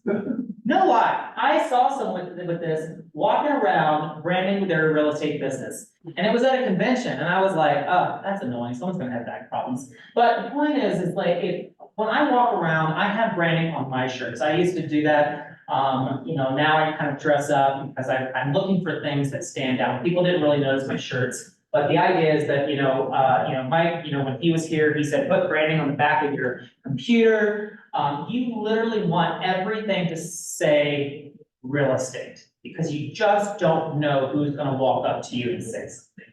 And it's okay. You can be, have some clothes specially made that say Keller Williams. A lot of people will start a conversation, my neighbor's friend our neighbor's agent was a real estate agent, with Keller Williams. They got that house sold in 2 days. That's because we know what we're fucking doing. Why do you bring that up? Are you interested? That kind of thing. So the idea is that if you're a walking advertisement, people are going to find a reason to talk to you. And like I said, even if that person isn't looking to buy or sell, the fact that they're talking to you, now they're gonna know who you are, and now they're probably gonna talk to somebody else. I met this wonderful lad at the grocery store, and we were chopping eggplants, whatever, all right?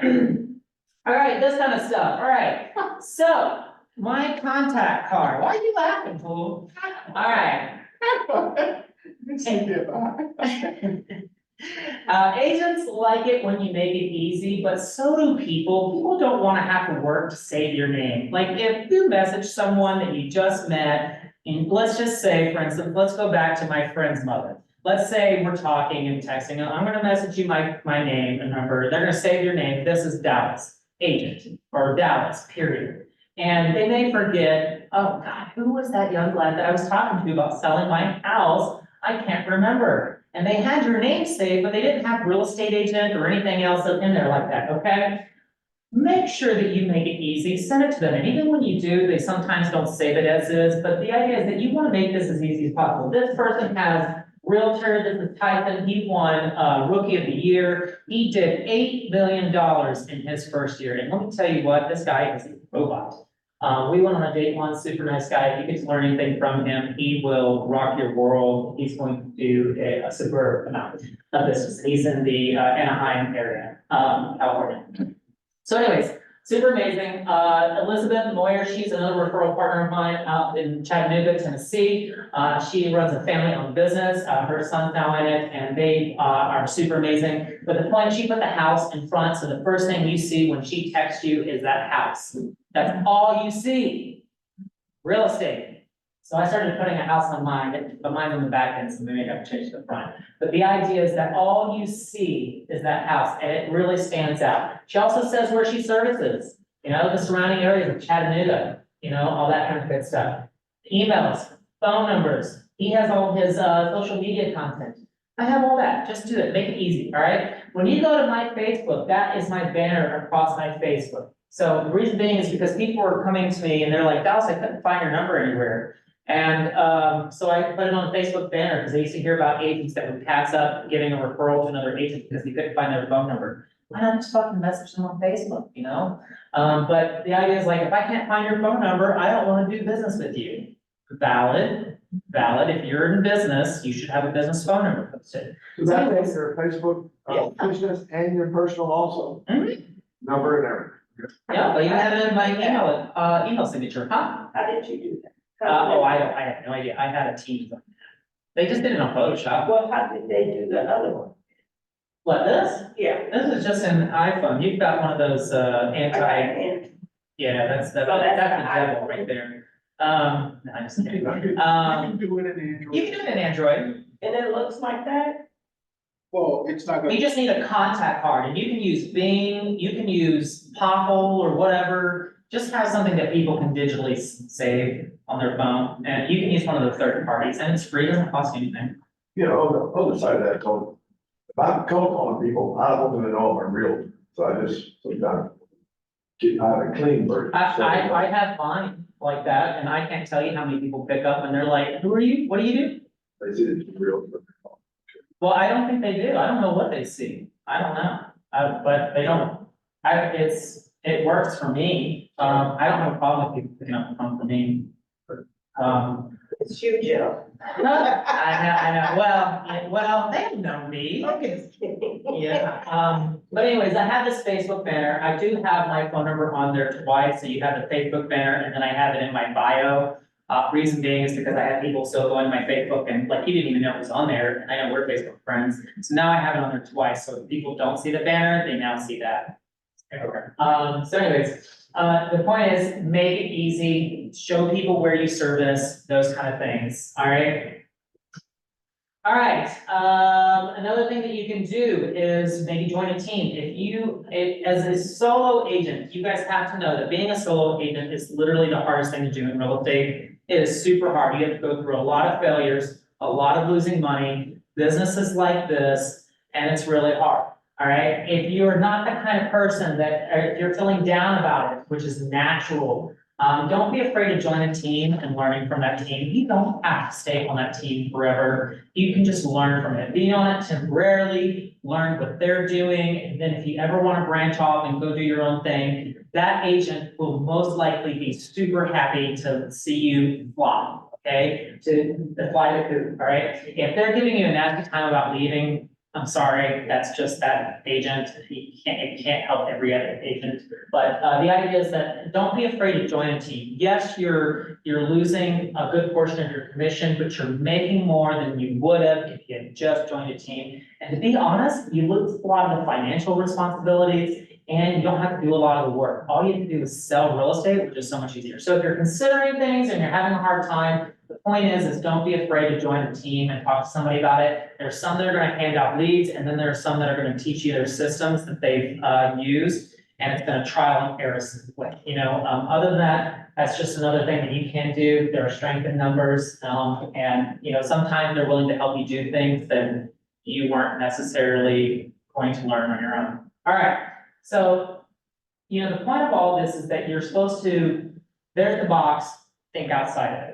All right, when you're doing things, what these successful agents are doing, they're literally taking everything that you know and just tweaking it and doing it a little bit better, all right? So that's all you need to do is how can you take whatever that you're interested in doing, writing glowing letters, going door knocking, talking to people in your Facebook sphere, whatever the case may be, what are they doing that's just a little bit better, that's giving them the edge, all right? You don't need to be the best at everything, just be the best at one thing, okay? But think outside the box. Going back to this, do you guys know who this is? Secret agent. Yeah, secret agent. Don't be a secret agent. Tell everybody in the fucking world that you are a secret agent. I mean, I'm not a secret agent, you're an agent. Whoa.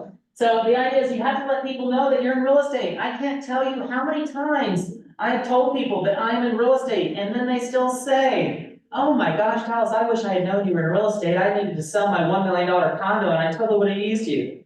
Bitch. Look at all these conversations we had. And it's like, that's the point, is that even as many times as I tell people that I'm in real estate, they still forget.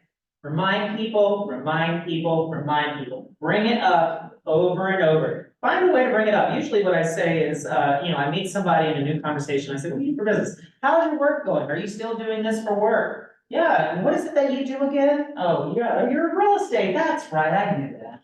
Okay.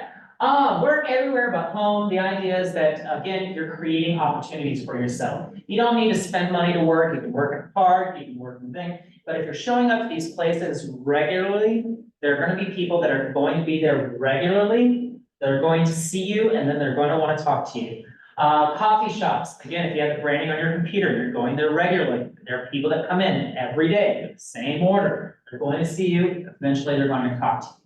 All right, by the pool side, careful with the noise, but now they make noise canceling, AirPods. I do highly recommend them. It took me forever to spend $300 on earphones, but they are amazing. I don't like to work by the pool side because of the glare, but sometimes I will. Point is when you're doing the pool side, grocery shopping, furniture shopping, whatever the case may be, when you're talking, people are listening. They're nosy fuckers. All right, so like I said, when you're taking a call at dinner, don't take a call. Like, hey, I'm gonna step out for a second. And you go stand by the host stand where people are waiting. There's like 10 people waiting. And guess what they're doing? Listening to your phone call. Oh, I've had people thought that I was so amazing on the phone with whatever conversation I was having that they wanted my business card. And I was just buying protein powder in the GNC store. I didn't even think they were listening. So what happened was I was shopping protein powder, the girl at the desk, or the checkout counter, and the guy working it, both wanted my business. And then when the guy at the business counter was talking to me as I was checking out, a new customer had come in and heard our conversation, and then she won. Three people overheard that conversation and asked for my business card. Point is like, you just never know. So don't be afraid to talk about who you are. You have the most amazing job in the world. So let people share it. At some kids or yours or someone else's practice tournament, if you don't have kids, volunteer at school functions. Kids are gold again. I cannot tell you how many times I've heard that if you can go to these school functions, you're gonna get business. And like I have some clients of mine that I've become really great friends with, and I mooch off of their kids.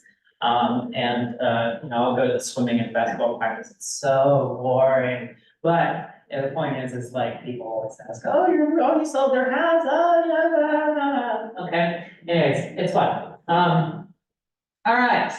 Guys, I hate to say this, and some big agents really hate this part. And I disagree with them. Just fake it till you make it. Who cares if you're not a big agent?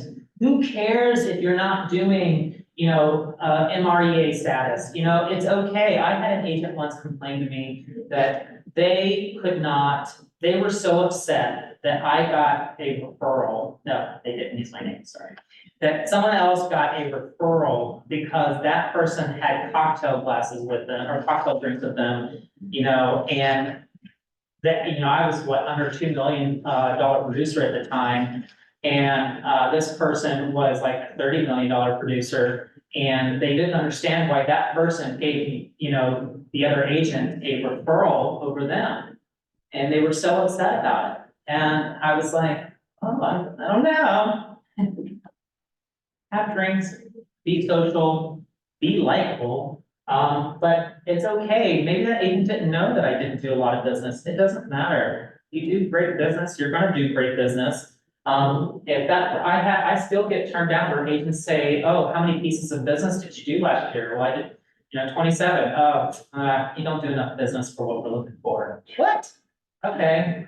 They're looking for 50 or 75, whatever. It doesn't matter. Is it a punch in the gut? Yeah, it's crazy. So it's like the more successful I get, I'm sure I'll get a lot more business that just naturally comes to me. Whereas if, we're doing 1 to 2 pieces a year, we're like desperate for business and we have to fight for our lives. But at the moment we have all the money in the world, suddenly they're like, here's more money.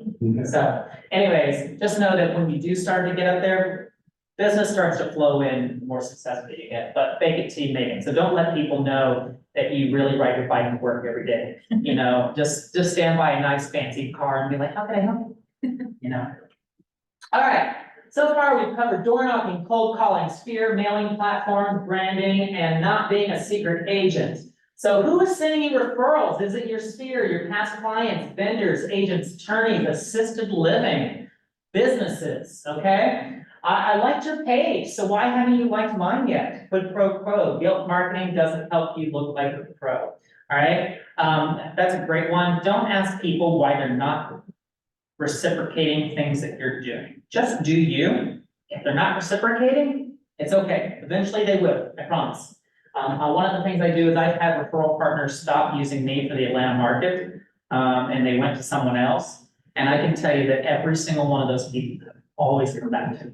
Always. I've never said anything. Sometimes I have asked people, you know, hey, you know, what made you change? And they may have their excuses, and it's fine. I don't really care. It's just to see if I did anything that might have offended them. Oftentimes it's not. And the point is I just do me, and I still recommend them for referrals.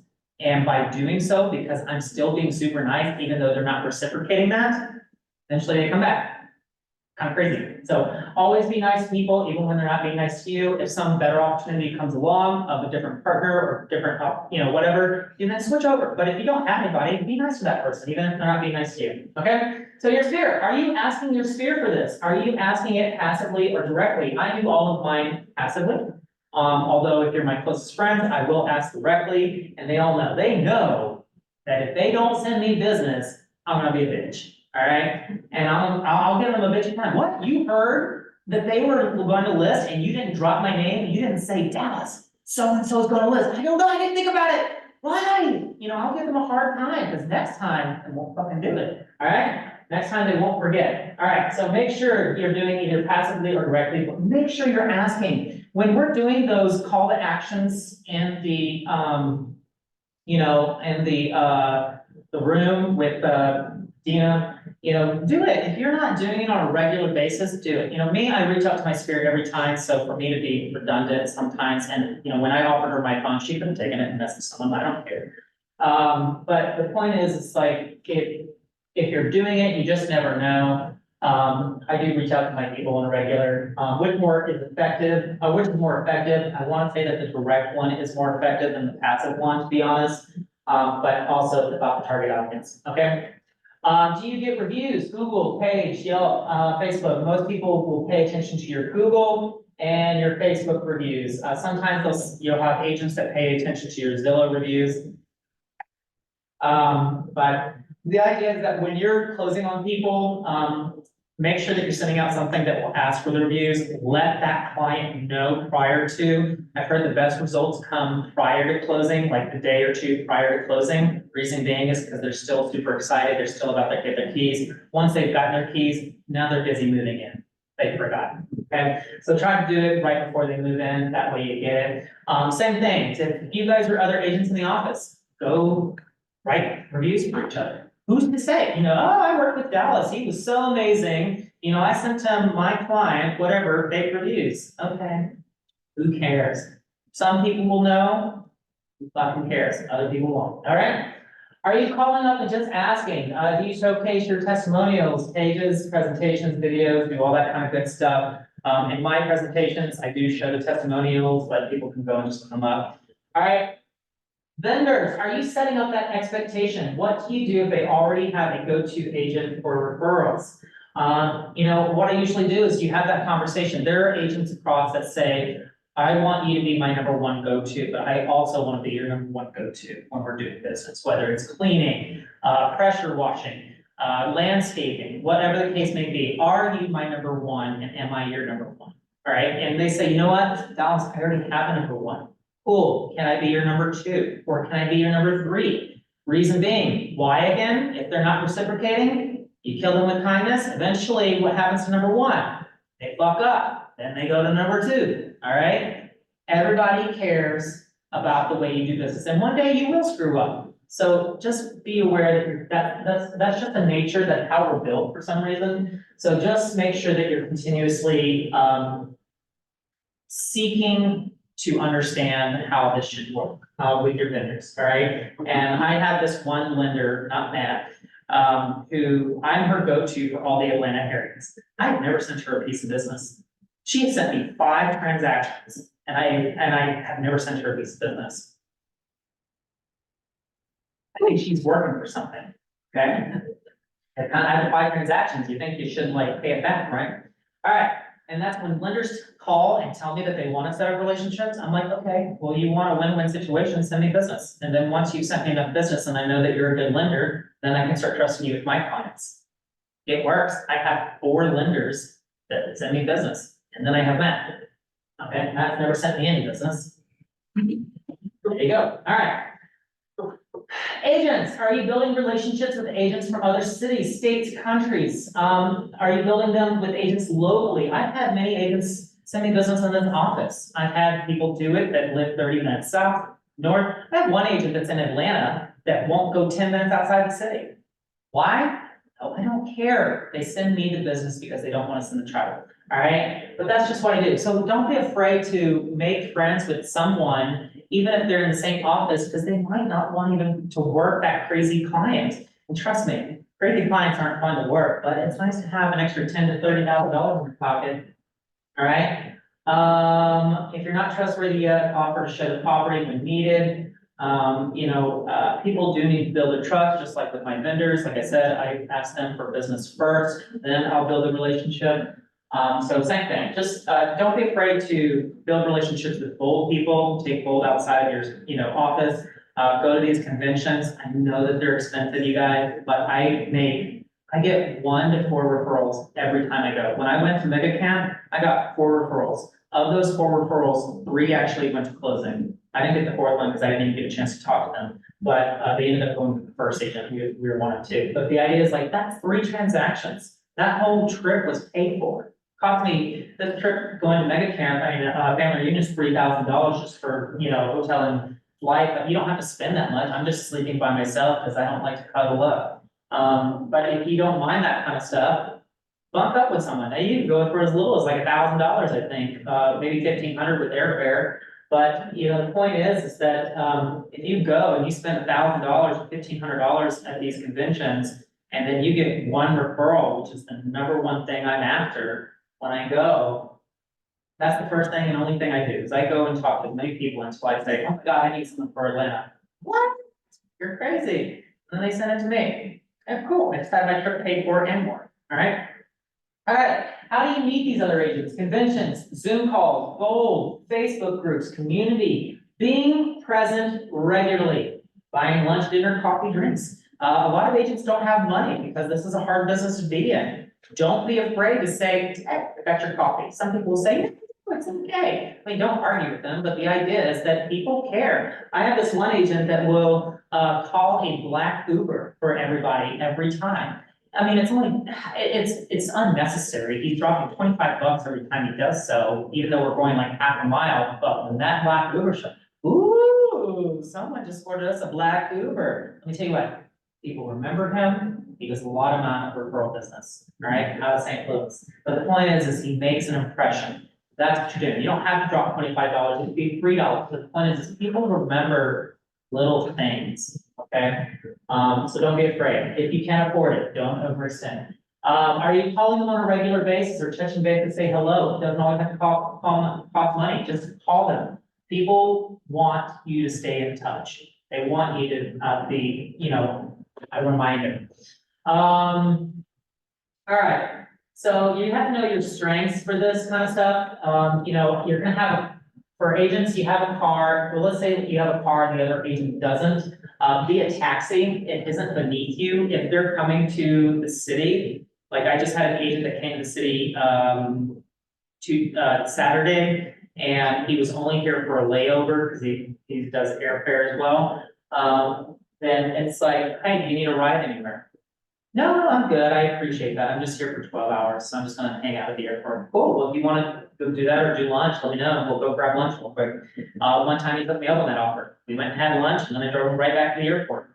Easy peasy. It's just those kind of things. It's like people remember that kind of stuff. So like I said, don't be afraid to, drive if you have a rental car or if they're coming to your city. Don't be afraid to go to lunch. A lot of the agents in this office, you know, we keep in touch, all right? Are you sending handwritten notes? Is there a gift branding? If you're meeting people and you're not doing a lot of business, you have a lot more time, write 5 notes a day. I do, you know, really special stuff where I do colors and make it all glittery, not glittery, don't use glitter. But the point is, I make it real pretty looking.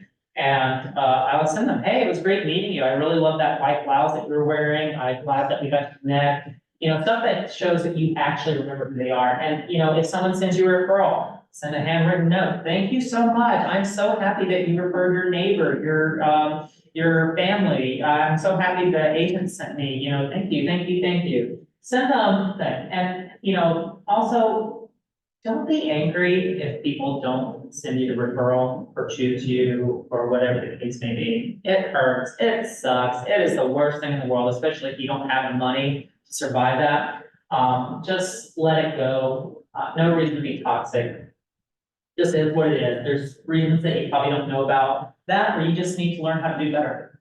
And it's okay. There will always be someone better than you. So don't look at it as like, they're always winning. Just what are they doing that's different? How can I be that person? Okay. Attorneys, do you have relationships with the following? Probate attorneys, landlord attorneys, divorce attorneys, tax attorneys. Attorneys are so hard to build relationships with. So hard. But once you're their person, you're their go-to. Always. So I have one attorney relationship and it's amazing, but it was super hard to get in on. Okay, so that was annoying. No, essentially when you call, you have to send them a letter, call.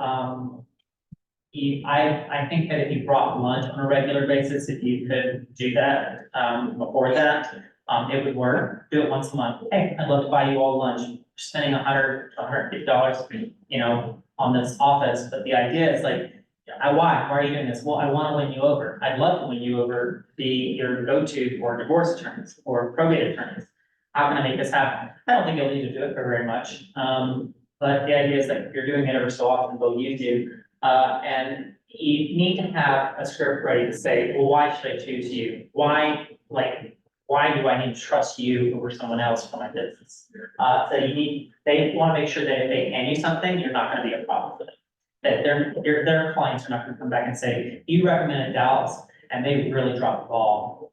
You know, what does that say about your business? Attorneys really care about this stuff. All right, assisted living communities, if you haven't thought about this, there are tons of them. Pick one, get to know them, what they offer, and ask them what you can do for them. There is a community that my grandparents went to. And, you know, when they changed over from one company to another, I stopped going because I had spent so much time building rapport with this community and then they happened to change business and I was just like defeated and I said, well, whatever. I did go and I introduced myself, but I wasn't going to give as much time and effort because I didn't know if the company was going to make it or break it. And when I went there, they remembered me from their grand opening, which was super amazing. And they did have another agent that they sent business to when people came in there looking to transition from their home to an assisted living. And just because I came to a 1-year anniversary thing of their grand opening, and I was the only agent, and I was remembered, and all this other kind of stuff, they're like, listen, we need a go-to person. How do you feel about being the go-to person? Yeah, that's easy. What do I need to do? Nothing. We just need a go-to person. Okay, cool. I'll send you my branding. I'll send you everything you need. Yay, that was easy. Didn't do anything, all right? Can I ask you a question? What do they offer? What do they offer? Yeah, get to know them, what do they offer? What can I do for them? For the assisted living communities? Yeah. Yeah, essentially, they want someone that cares. You gotta realize, with assisted living community, these are older people that don't want to leave their homes. They literally have built a lifetime of memories in this house, and their kids typically are asking them to go into a safer place. And that is not easy for them. And so they need someone that knows how to work with older people. You gotta be slow, gotta be understanding, and it's a tearjerker. It really is a tearjerker. So you have to be ready and prepared to work with people that do not want this to happen. And typically speaking, you'll be working with the kids while making the elders feel like it's okay, you're there for them. And you need to know that there's no rush in it whatsoever. Like, you're there to make this transition easy, you're not there for the sell. So whenever they're ready, you're there. You don't push, you're there. You check in, how are things going? I'm so happy to hear that. Oh, you're willing to stay in the house another year? That's amazing. I'm very happy to hear that. Well, again, I'll be checking in. We'd love to keep in touch. And then whenever you have any questions, you just let me know, okay? And then, it's just those kind of things. You just have to be ready. The office will do their part to bring them in a lot faster, but sometimes people come without that transition. And then if they're needing to sell their house, and let's say you get a client that needs a transition, now you have a place that's a go-to, it's a win-win situation. But it's just good to have resources, all right? Business and the rest, make a list. I have a dentist that I go to, and everybody in that damn office knows that I'm a real estate agent. Everybody that, even when they're brand new employees, and they go, I never hear the real estate agent of the office. What? I mean, yes, maybe, that kind of thing. It's like, they know I'm that person. When I had surgery once, I asked the surgeon, I said, hey, I'm a real estate agent, I'd love to pay for this surgery. Are you or anybody that's looking to buy, sell, and invest in real estate? And he goes, I've never been asked that by a client. And I said, well, I'm asking. You know what? We had yes. He's got, trust me, he made this bang. Yeah, he's like, well, we're looking to open up another office. Do you do commercial? But I can refer you. So anyways, point is that, my hairstylist knows I am the go-to for these people, and that's just how it is, right? And all the bartenders and waiters, I over tip, and they know I'm a real estate agent, so whatever. I think it all helps. All right, back-end payments for leads, going back into, do you need to pay for stuff? What are these? These are like agent referrals, but instead they are done for a company or entity. They typically charge 25–50% for each lead you make into closing. So instead of you paying upfront for the lead, you're giving a portion of your commission once it closes, all right? Now these, like I said, do range from 25 to 50%, with the average being about 35% these days. I have done all sorts. KW Relocation does 50%. Reason being is because relocation companies charge 40%, and then KW takes about 10% usually. And the reason why they do this with relocation companies is they lose a lot of money, but their idea is they lose less money by doing this. So they're asking for agents when they take a portion of your commission. So that's just kind of getting an idea. Dave Frenzy, I think they charge 35% of your commission plus a hefty $3,000 fee coming into it. I don't do that. I'm just saying, like, there's a lot of back-end communities that you can be a part of where they'll send you leads. And sometimes they're cold leads too, but as long as you close them, you get, you make that much, you give away. But think about it like this, you're making 0% if you don't have a lead. Versus if it's 35%, then you're referring out, you're making 65% of something that you wouldn't have had anyways. So it's just extra stuff. If you're not doing a lot of business, why not? You know what? More business you're doing, the more successful you look, the more business you'll get. All right, back in entities, relocation company, separate from KW Relocation. Zillow, Zillow doesn't do pay for leads here. You have to pay at the end of closing. It's really hard to get in on that network. It's typically older, bigger agents that, have a team of like 25 people because they have such an influx. And they're typically really bad leads too, so don't feel bad if you're losing out on Zillow leads. Third-party companies like Zillow that are not so well known, like, Realtor. Well, Realtor's well known, but just there was one that I was using called Baxley or something, and they used to send me a lot of cold leads, and they're really hard. They take a long time, but eventually, they are. You'll get somebody that's looking, and you have to update them regularly. So anything that's with cold leads, these are typically what they are. It's rare that they're warm leads, and the reason why they charge you on the back end is because most of them will not make it to closing, and it's just more affordable for agents to be able to afford work in these leads if they're working them without paying an upfront cost. Whereas, the other companies that do charge you upfront, you do what you want with them. You're gonna lose more money this way. However, you're more likely to get business if you do it this way. So again, you'll do more business by losing more money. It's weird how it works. All right, front-end payments for lead, what are these companies and entities that will charge you an upfront fee, or monthly fee or referral fee? Again, like I said, Dave Ramsey has a $3,000 initiation fee. I've had some that wanted to charge me $750 a month fee to be a part of. And then there's the referral fees on top of those that you pay. So there's the monthly plus the referral, all right? So they get very expensive. Don't do them unless you can afford them.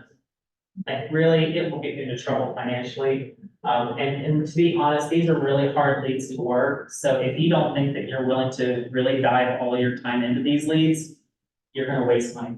Okay, these are like something that you have to work at great scripts for. Here's a bunch of websites that you can go to, that you can use when, signing up for these. These are just a few. There's a number of them though. Guys, take some pictures. Let's call this a second.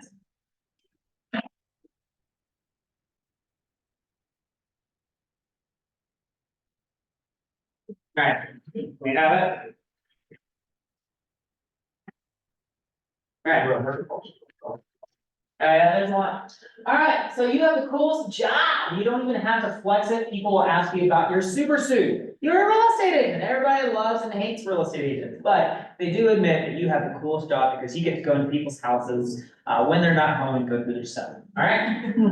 So things we may have forgotten, golden letters. If you don't do golden letters, those are handwritten notes or letters, specifically asking if their house might be coming on the market soon because you have some buyers that are looking in the neighborhood, whatever the case may be. Sometimes you'll see people post about buyers that are looking for specific houses. Like I get emails from agents saying, I'm buying these needs, looking for this.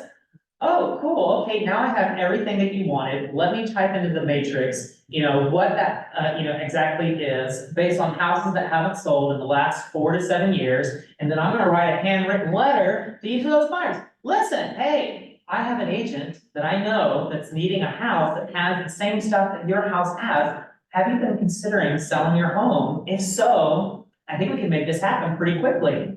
What? You got this thing. That's just one thing you can do. And I can tell you, there are people that do this and they say they will send out, I think that they were doing 25 letters a day. And so that's about what, 125 letters a week. And of the 125 letters a week, they were getting seven of those people calling back. Pretty good odds. And of those, I think they were getting close to like 20 listings a month. Pretty good. That's all they do. YouTube content, again, if you really do well with this, you can really not only get paid for YouTube viewers, but you can also get people reaching out to you. I used to have somebody that was just a YouTube content creator, and he sent me the referrals for the Atlanta market, because he just had a video on real estate, like, oh, that's all he did was real estate talk. He didn't actually practice real estate, he just talked about it. And that's how he just got paid referral fees, that's all. So, worked for him, and that's not the same TikToker I was telling you guys about, that's somebody different, so. But again, what's his name, I think he does close to $10 million just making YouTube videos, and that's all he does. All right, reels, how are they different from stories? Essentially, they're just permanent stories. You can make a reel, they're like your TikTok videos, it's TikTok, but they're called reels, okay? Hosting client events, they don't have to be expensive. You can do, so there's an agent that's out in Texas that I do business with, and he does family photos for Christmas or the holidays, and he pays a professional photographer to come out, and he said it's so successful, he had to hire, I think they've gotten up to 3 or 4 photographers, and he pays them each $150 each. Hire one for your first one, offer your friends and family, hey, I'm offering, $150 or I'm offering for a photographer, if you wanna bring your family, or if you just wanna do holiday photos, come out. Because the amount of people that come out to it are unreal, and that's his client event. Another person, they host a big client event, they drop like $5,000, but that's something that they do, and they have close to 200 people that come out. I mean, it's just, if you're hosting your client events, it's just, I've had a friend of mine tell me that he will not use me because, one, he's a loyal person, which I'll never argue, but two, he feels like that agent does more, than, most agents do with like client events, and like, I mean, we went to one where it was in a park and he was just, he had pizzas and beers. But I mean, the point is, it's like, it mattered to my friend enough to continue using it, so I was okay with that. Sweepstakes, don't do this unless you're gonna keep up with this on a regular basis. This is very time consuming. I would only recommend doing this once a month. You're going to find a vendor, like a hairstylist or ice cream shop or something, and you're gonna set up a box that offers them to, if you enter your information in here, I will do a drawing, and you'll do the drawing once a month. It's a lot of work, like I said, and you'll do it publicly, and then you'll reach out to the person to say, hey, you just won. You'll partner up, you can either spend $50 of your own money, most likely the person that's, the vendor that's, allowing you to do so, you advertise it as, it'll grow, it brings more business, automatically spending $50 in your shop or $100 in your shop. You're getting leads, even though they're cold leads, and they're getting business, and then as your business will grow with the sweepstakes, people will pay attention a lot more because they're winning free shit, and they'll be like, oh, I've been wanting to try that place, we should go there, because it's on Dallas's, sweepstakes thing. I did this for a little bit, it was fun, I will say it's successful, it just took too much time for me, I can't do it, just me, but it's an option, okay? Coming from contribution, the reason why I say this is because, sometimes when we get desperate for money, we will almost push anything in a direction for it to sell. You have to understand that you're messing with people's livelihoods and with people's money. And if you understand that maybe this isn't the right house for them or the right time for them, they're always gonna remember that you didn't push them, and they're more likely to use you and refer you if you lose that piece of business then. I had a girl once that was referred to me, and she happened to find this house that was listed for sale by owner who wouldn't pay a buyer's agent commission. And she was under contract with me, and she messaged me, and she goes, I know I'm under contract with you. And I just thought I'd reach out and at least ask if there was any way you might let me buy this house. It's an amazing home, I wanna buy it, but I can't afford to pay you the commission, and the seller isn't willing to pay the commission. And I said, yes, that's totally fine, I'll let you out of your contract just fine, just, pay back, just refer me business in the future. And she was so appreciative, and the agent referral was so appreciative, and her family was so appreciative that I just won, I think it was 3 people over just because I said, yes, I'll let you out of the transaction. I lost $7,500, but I probably earned a lifetime worth of like referrals.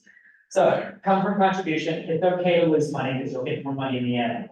Doing the right thing, good versus bad, reputation of clients and agents, that's going back to the same thing. Make sure you're always doing the right thing, even if it means losing money sometimes. Finally, riches through niches. What is your niche? Are you specializing in veterans? Are you being the go-to agent for your community? Are you the queen or king of door knocking and cold calling? Can you compete with me on the agent referrals? Are you notorious for agents or events and parties you host? Maybe you have a dog and that's all people remember you for in billing. Remember, David, he talks about how people always remember his little doggy, but not him. It's like, whatever, who cares? If you're getting the business, what's it matter who they remember? I always tell people, I don't care what you call me, just know what I do. You can call me anything, yeah. And so that's the idea is, through this, you've got to learn whatever your interest is, you just have to make it your niche. And whatever niche you decide to make, you have to do it consistently, okay? That's the biggest way that people succeed in this business, is not because they fail, and trust me, they fail a lot, but they keep going. These are the highest succeeding people in this business, not because they're the brightest. It's just they keep going.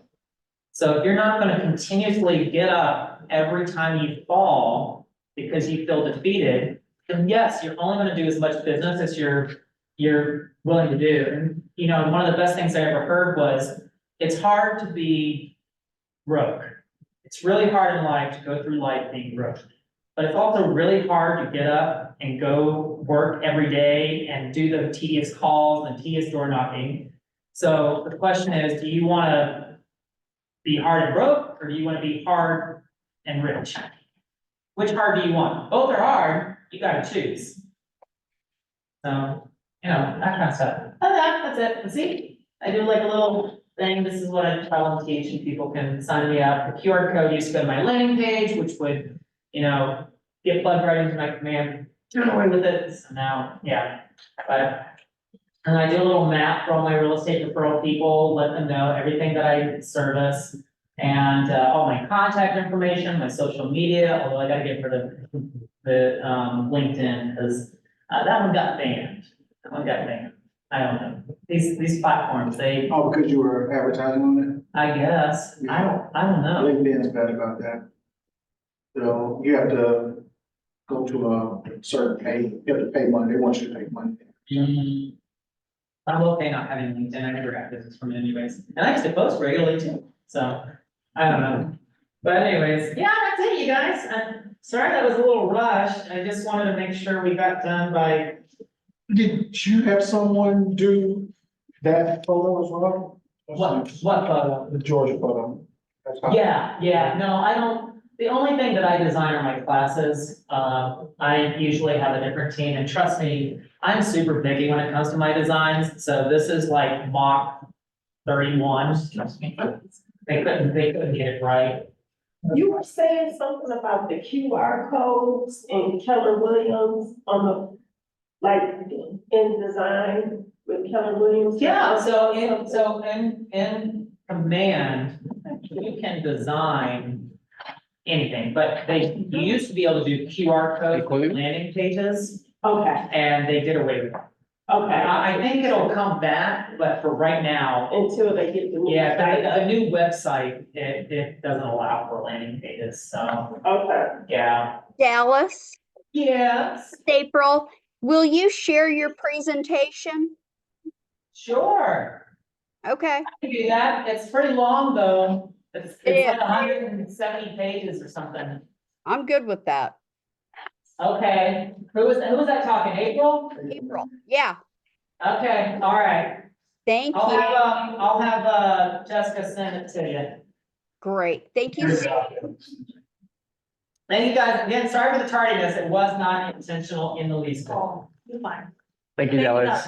Dallas, this was great. Thank you. Yeah.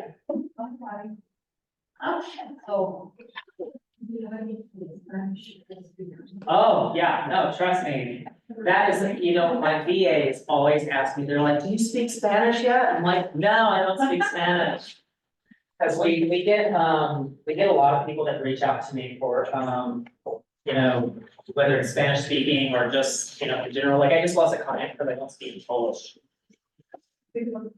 Oh, okay, well, good to know, good to know. Thank you for the laugh, you were very. Yeah, it's normally, like I said, normally I like to take my time, go into a little bit more depth, but with the traffic, I almost canceled it, like I was so upset. It took me 2 hours to get out of this. And I called Jessica 3 times, I'm like, well, it's this time now, it's this time. Thank you, Dallas. Yeah, you're so welcome. Good, I'm good. I'm so happy to hear that. I was not in the best mood when I showed up. All right, let's see. Thank you. Yes.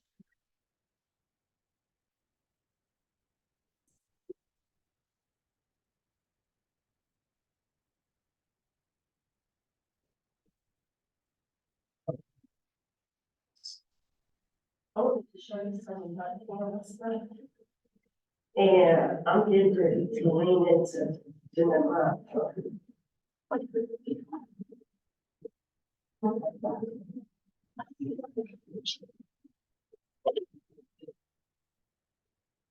This is door hanger right here. You guys have a great day. You too, see you.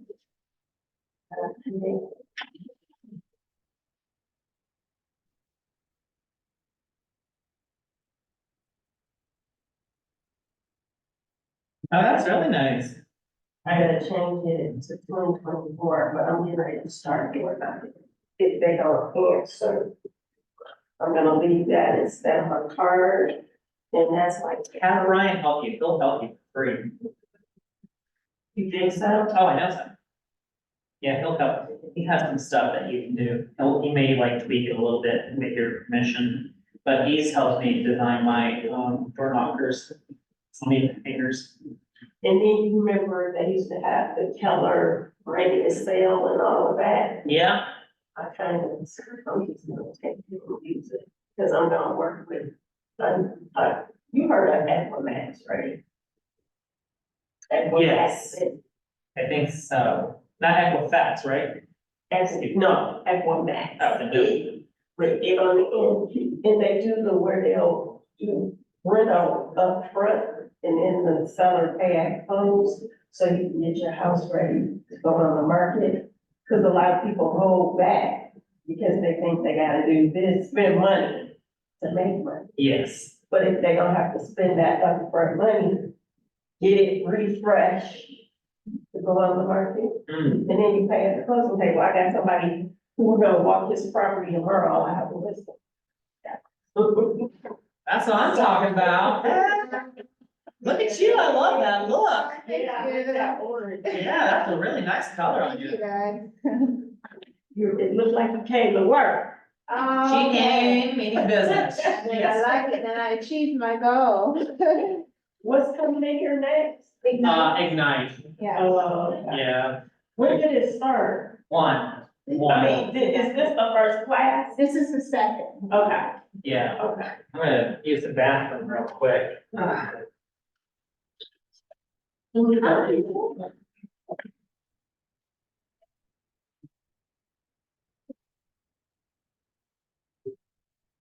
have you been? I'm doing good, for the most part. I'm having a little car trouble, and I'm hoping that this doesn't cost me a lot of money. Oh, of course, of course. Hoping.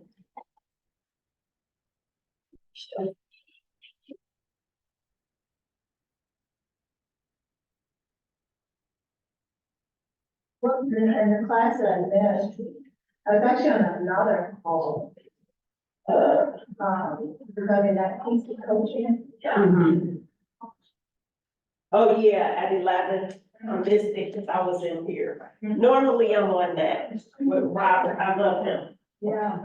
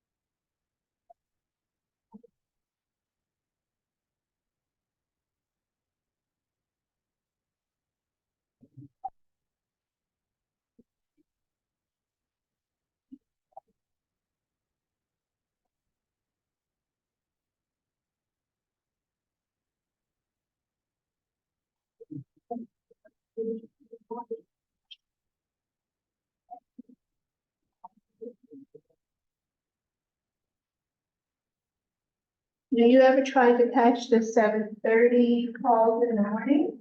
No, I'm not doing that. Yeah. I'm up, but I'm not doing that. I heard you, girl. I heard you. I've been asking myself there. I did it one time. I said, oh, no, no, no. I know, and I know that. Yeah.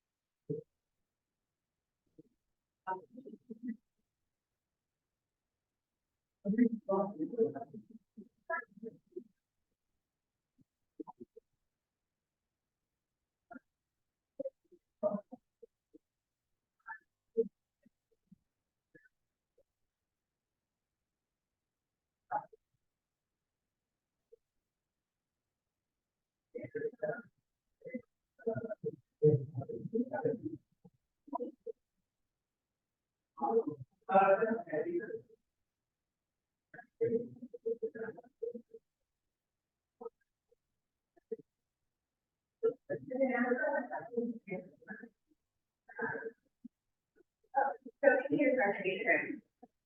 They've got, that was the class they had this morning, and we're going to start at 1 o'clock. Introduce yourself, Anita, this is awful. Hi, I'm joining our office, we just got into real estate license. Congratulations. All right, I'll see you in just a sec. Okay. All right. That's wonderful. I got mine and just remained stagnated for 3 years. And so I decided in my 4th year, I quit my job and focus. Yeah. Yeah, where I am, so. It's a good decision. Oh, I don't know. I'm just going on faith right now and I'm I mean, like, you have to take risks. you have to. You have to. This is my, yeah. I tell you, it was hard, but I did it. And then honestly, the last 2 years, as you know, it's been a crazy market, so it's a hard time to learn this market and to truly invest yourself. Especially, Exactly. So, and right now, I feel like, no, this year, I'm giving it my 100, so we'll see what happens. Yeah. What about you? Are you doing this full time or part time? So I can't quit my job here, so I have to stay with what I have now, Of so, course, yes. I'm going to do this part-time, Good. my first year. It's wise. Yeah, how I do that. Very wise. Right, so, Alright. Okay. You speak a foreign language? Oh, very good. Okay, you will be all right. All right. Okay. And then your primary job was your, I remodel apartments, really? Okay. so I'm in the construction business. so Yes. That's gonna help me out a lot in this business. Absolutely. I was told How long have you done that? 6 years. Okay. Okay. And you have a team that works with you? Okay. All right. And you guys just do apartments, you don't do homes? I mean, it's the same, Yeah, but mainly the only difference is with apartments that are styled with houses. right. But are you, so you guys are using like ICL stuff and? Right, so Okay. we use a lot of metals, like frame walls, and Yeah. stuff, drywall stuff, Yeah. but, yes, not much. Where do you people live? I'm asking this for a particular reason. Okay. My husband and I are building a home right now, and we're trying to use like ICL or, and we keep calling another product. Which part he found, he has, discovered is only used for commercial. And but we're going to try to use it residential, because you found out, well, you know what, you're doing it in other countries, why aren't you doing it here? So anyway, so we're gonna try to do that, and, it's funny that you said that you were in construction, that's why I turned around, I'm like, okay. Maybe I should be talking to him.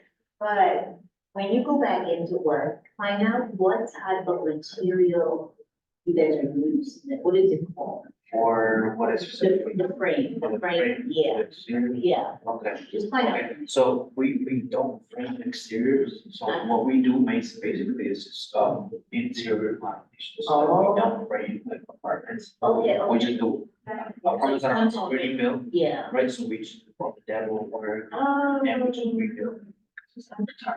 So, Okay, something like that.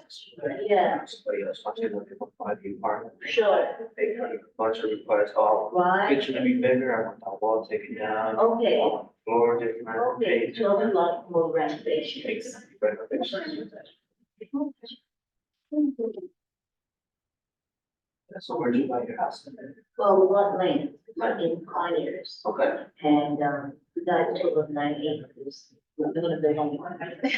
So we don't want to be cutting all the trees, we want to create some privacy. Right. So, the lot size, I think is going to be within that 1 acre. And, it's got a lake, it's really been pretty, lake and everything, and we have like, full access to the lake. But if somebody builds in front of us, then they will share. But we have the rights. Right. Yeah, it's gonna be nice, but it's a big project, and, the projects. I know, but we don't have to do a lot. Yeah, it's still a lot, and actually, I was talking to my cousin only this morning, and he was like, Nita, don't you realize that 1 acre is really, really, that's, all I'm gonna say. Yeah, it's gonna be a big project, but. Hopefully it gets done, could have been like 2 years. Well, it depends. He wants to build it himself, so that's why, yeah, and for that reason, so, for time, so he has to be patient, and his time is gonna be everything. Right. And I'm like, I'm good, I can see the plans in action, so I'm good. So how do you plan to use your real estate, like, what do you? So, basically, Okay. first year, Um, learn as much as I can, Yeah. basically. I can't, like, not, No, actually, yeah. I just know how to remodel houses. Okay. So, that's all that I know how to do, It's so, a lot, so, basically. You're learning. so you have money investment properties? That's my main goal, I want to start, flipping, Yeah. because I know how to remodel, so. Equipment, if you know, the money for property in the building. And building. That's more money, right? But, Right. Um, But if you flip a few, take that money and then. everything, it'll work. Work itself out, yeah. So, now, so I'm learning process, I'm still very young. Yeah. How old are you? 23, sorry. You're doing good. Yes. You're doing good. Most guys of your age, they don't know what they want, or they're wasting away some money. No, you do. So, Tell me your name again. Osborne. Osborne. Okay. Yeah. Okay. Kind of long, can I get it? Yeah, Everybody. you're gonna be all right. You're gonna be all right. There's, another gentleman that met last week. I think his name is James. But, never, if you saw him, never know to do the same age. Right? Locking down for him. Just with his own flag, so I'm saying that to say, find yours, it's flag. If you're trying to tell me the same thing, but I'm saying that I don't want to, then I can not over the flag. Really? Hello, Chip. Hey, Nina. How are you? Hey, I'm Chip. Nice to meet you, Ozzy. Ozzy, nice sir. Cool. And you can be bolder. Okay. Ozzy just got here through the state lights. Oh, congratulations. Thank you, sir. Thank you. This is for the class. This is actually, section number 3. And Carrie was really, really good. She's excellent, actually. Apparently they're gonna be over. I just came over here to be closer to the flood. I wasn't running away from you. So we went through these 2 already, and it may serve you best just to take the class. Rather than me just giving you the notes, because being present actually you gain more. That makes sense. But yeah, this is the class I'm taking, so she'll probably tell you to go back and try to catch the words. Okay. Thank you. You're welcome.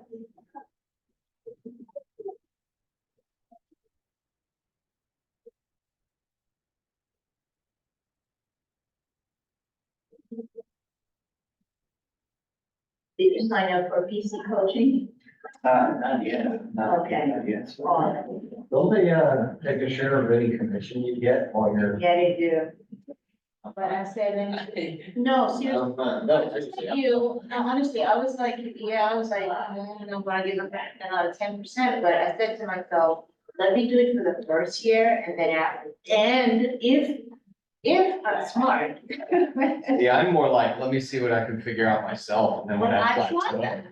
I tried that, and this, remember I said 4 years ago I got my license, right? So I'm like, so late, by now I should be like slamming, but I didn't. It's okay, different life situation. I have nothing to do but real estate. I Okay. got a lot of things Yeah, going on. I have nothing to do. I have full concentrate on real estate. You making me feel bad, but I was like, Or- this is crazy. Anyway, thought, no, I'm pushing Like- myself, like, okay, do something, you know, do something. Real estate is my cover for my, like, I'm really like full-time photographer. Yeah. But I want to, but like real estate is like, hey guys, I'm out here using my camera. Haha, that's funny. What are you doing? I'm practicing because I'm trying to make good real estate videos. Boom, there you go. I mean, that's my purposeful drive of it. Right. Conversation is like, hey, you, me, we have a connection. Cool. Yeah, I'm funky and weird like this. I do all these hobbies because real estate. Like it's gonna become a very natural, right?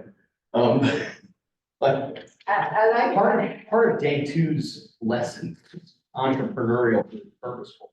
And I see like, oh, I can cover for my like schizo behavior, you know, if I just drive everything, if I just make sure that like I round everything up. Okay, pardon me. Because when I'm out and about, I turn on the social butterfly or whatever.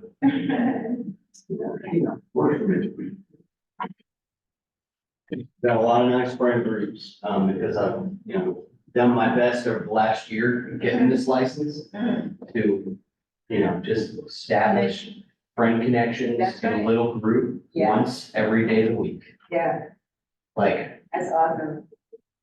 churches on Sunday, and Wednesday. I'm part of the choir and pickleball.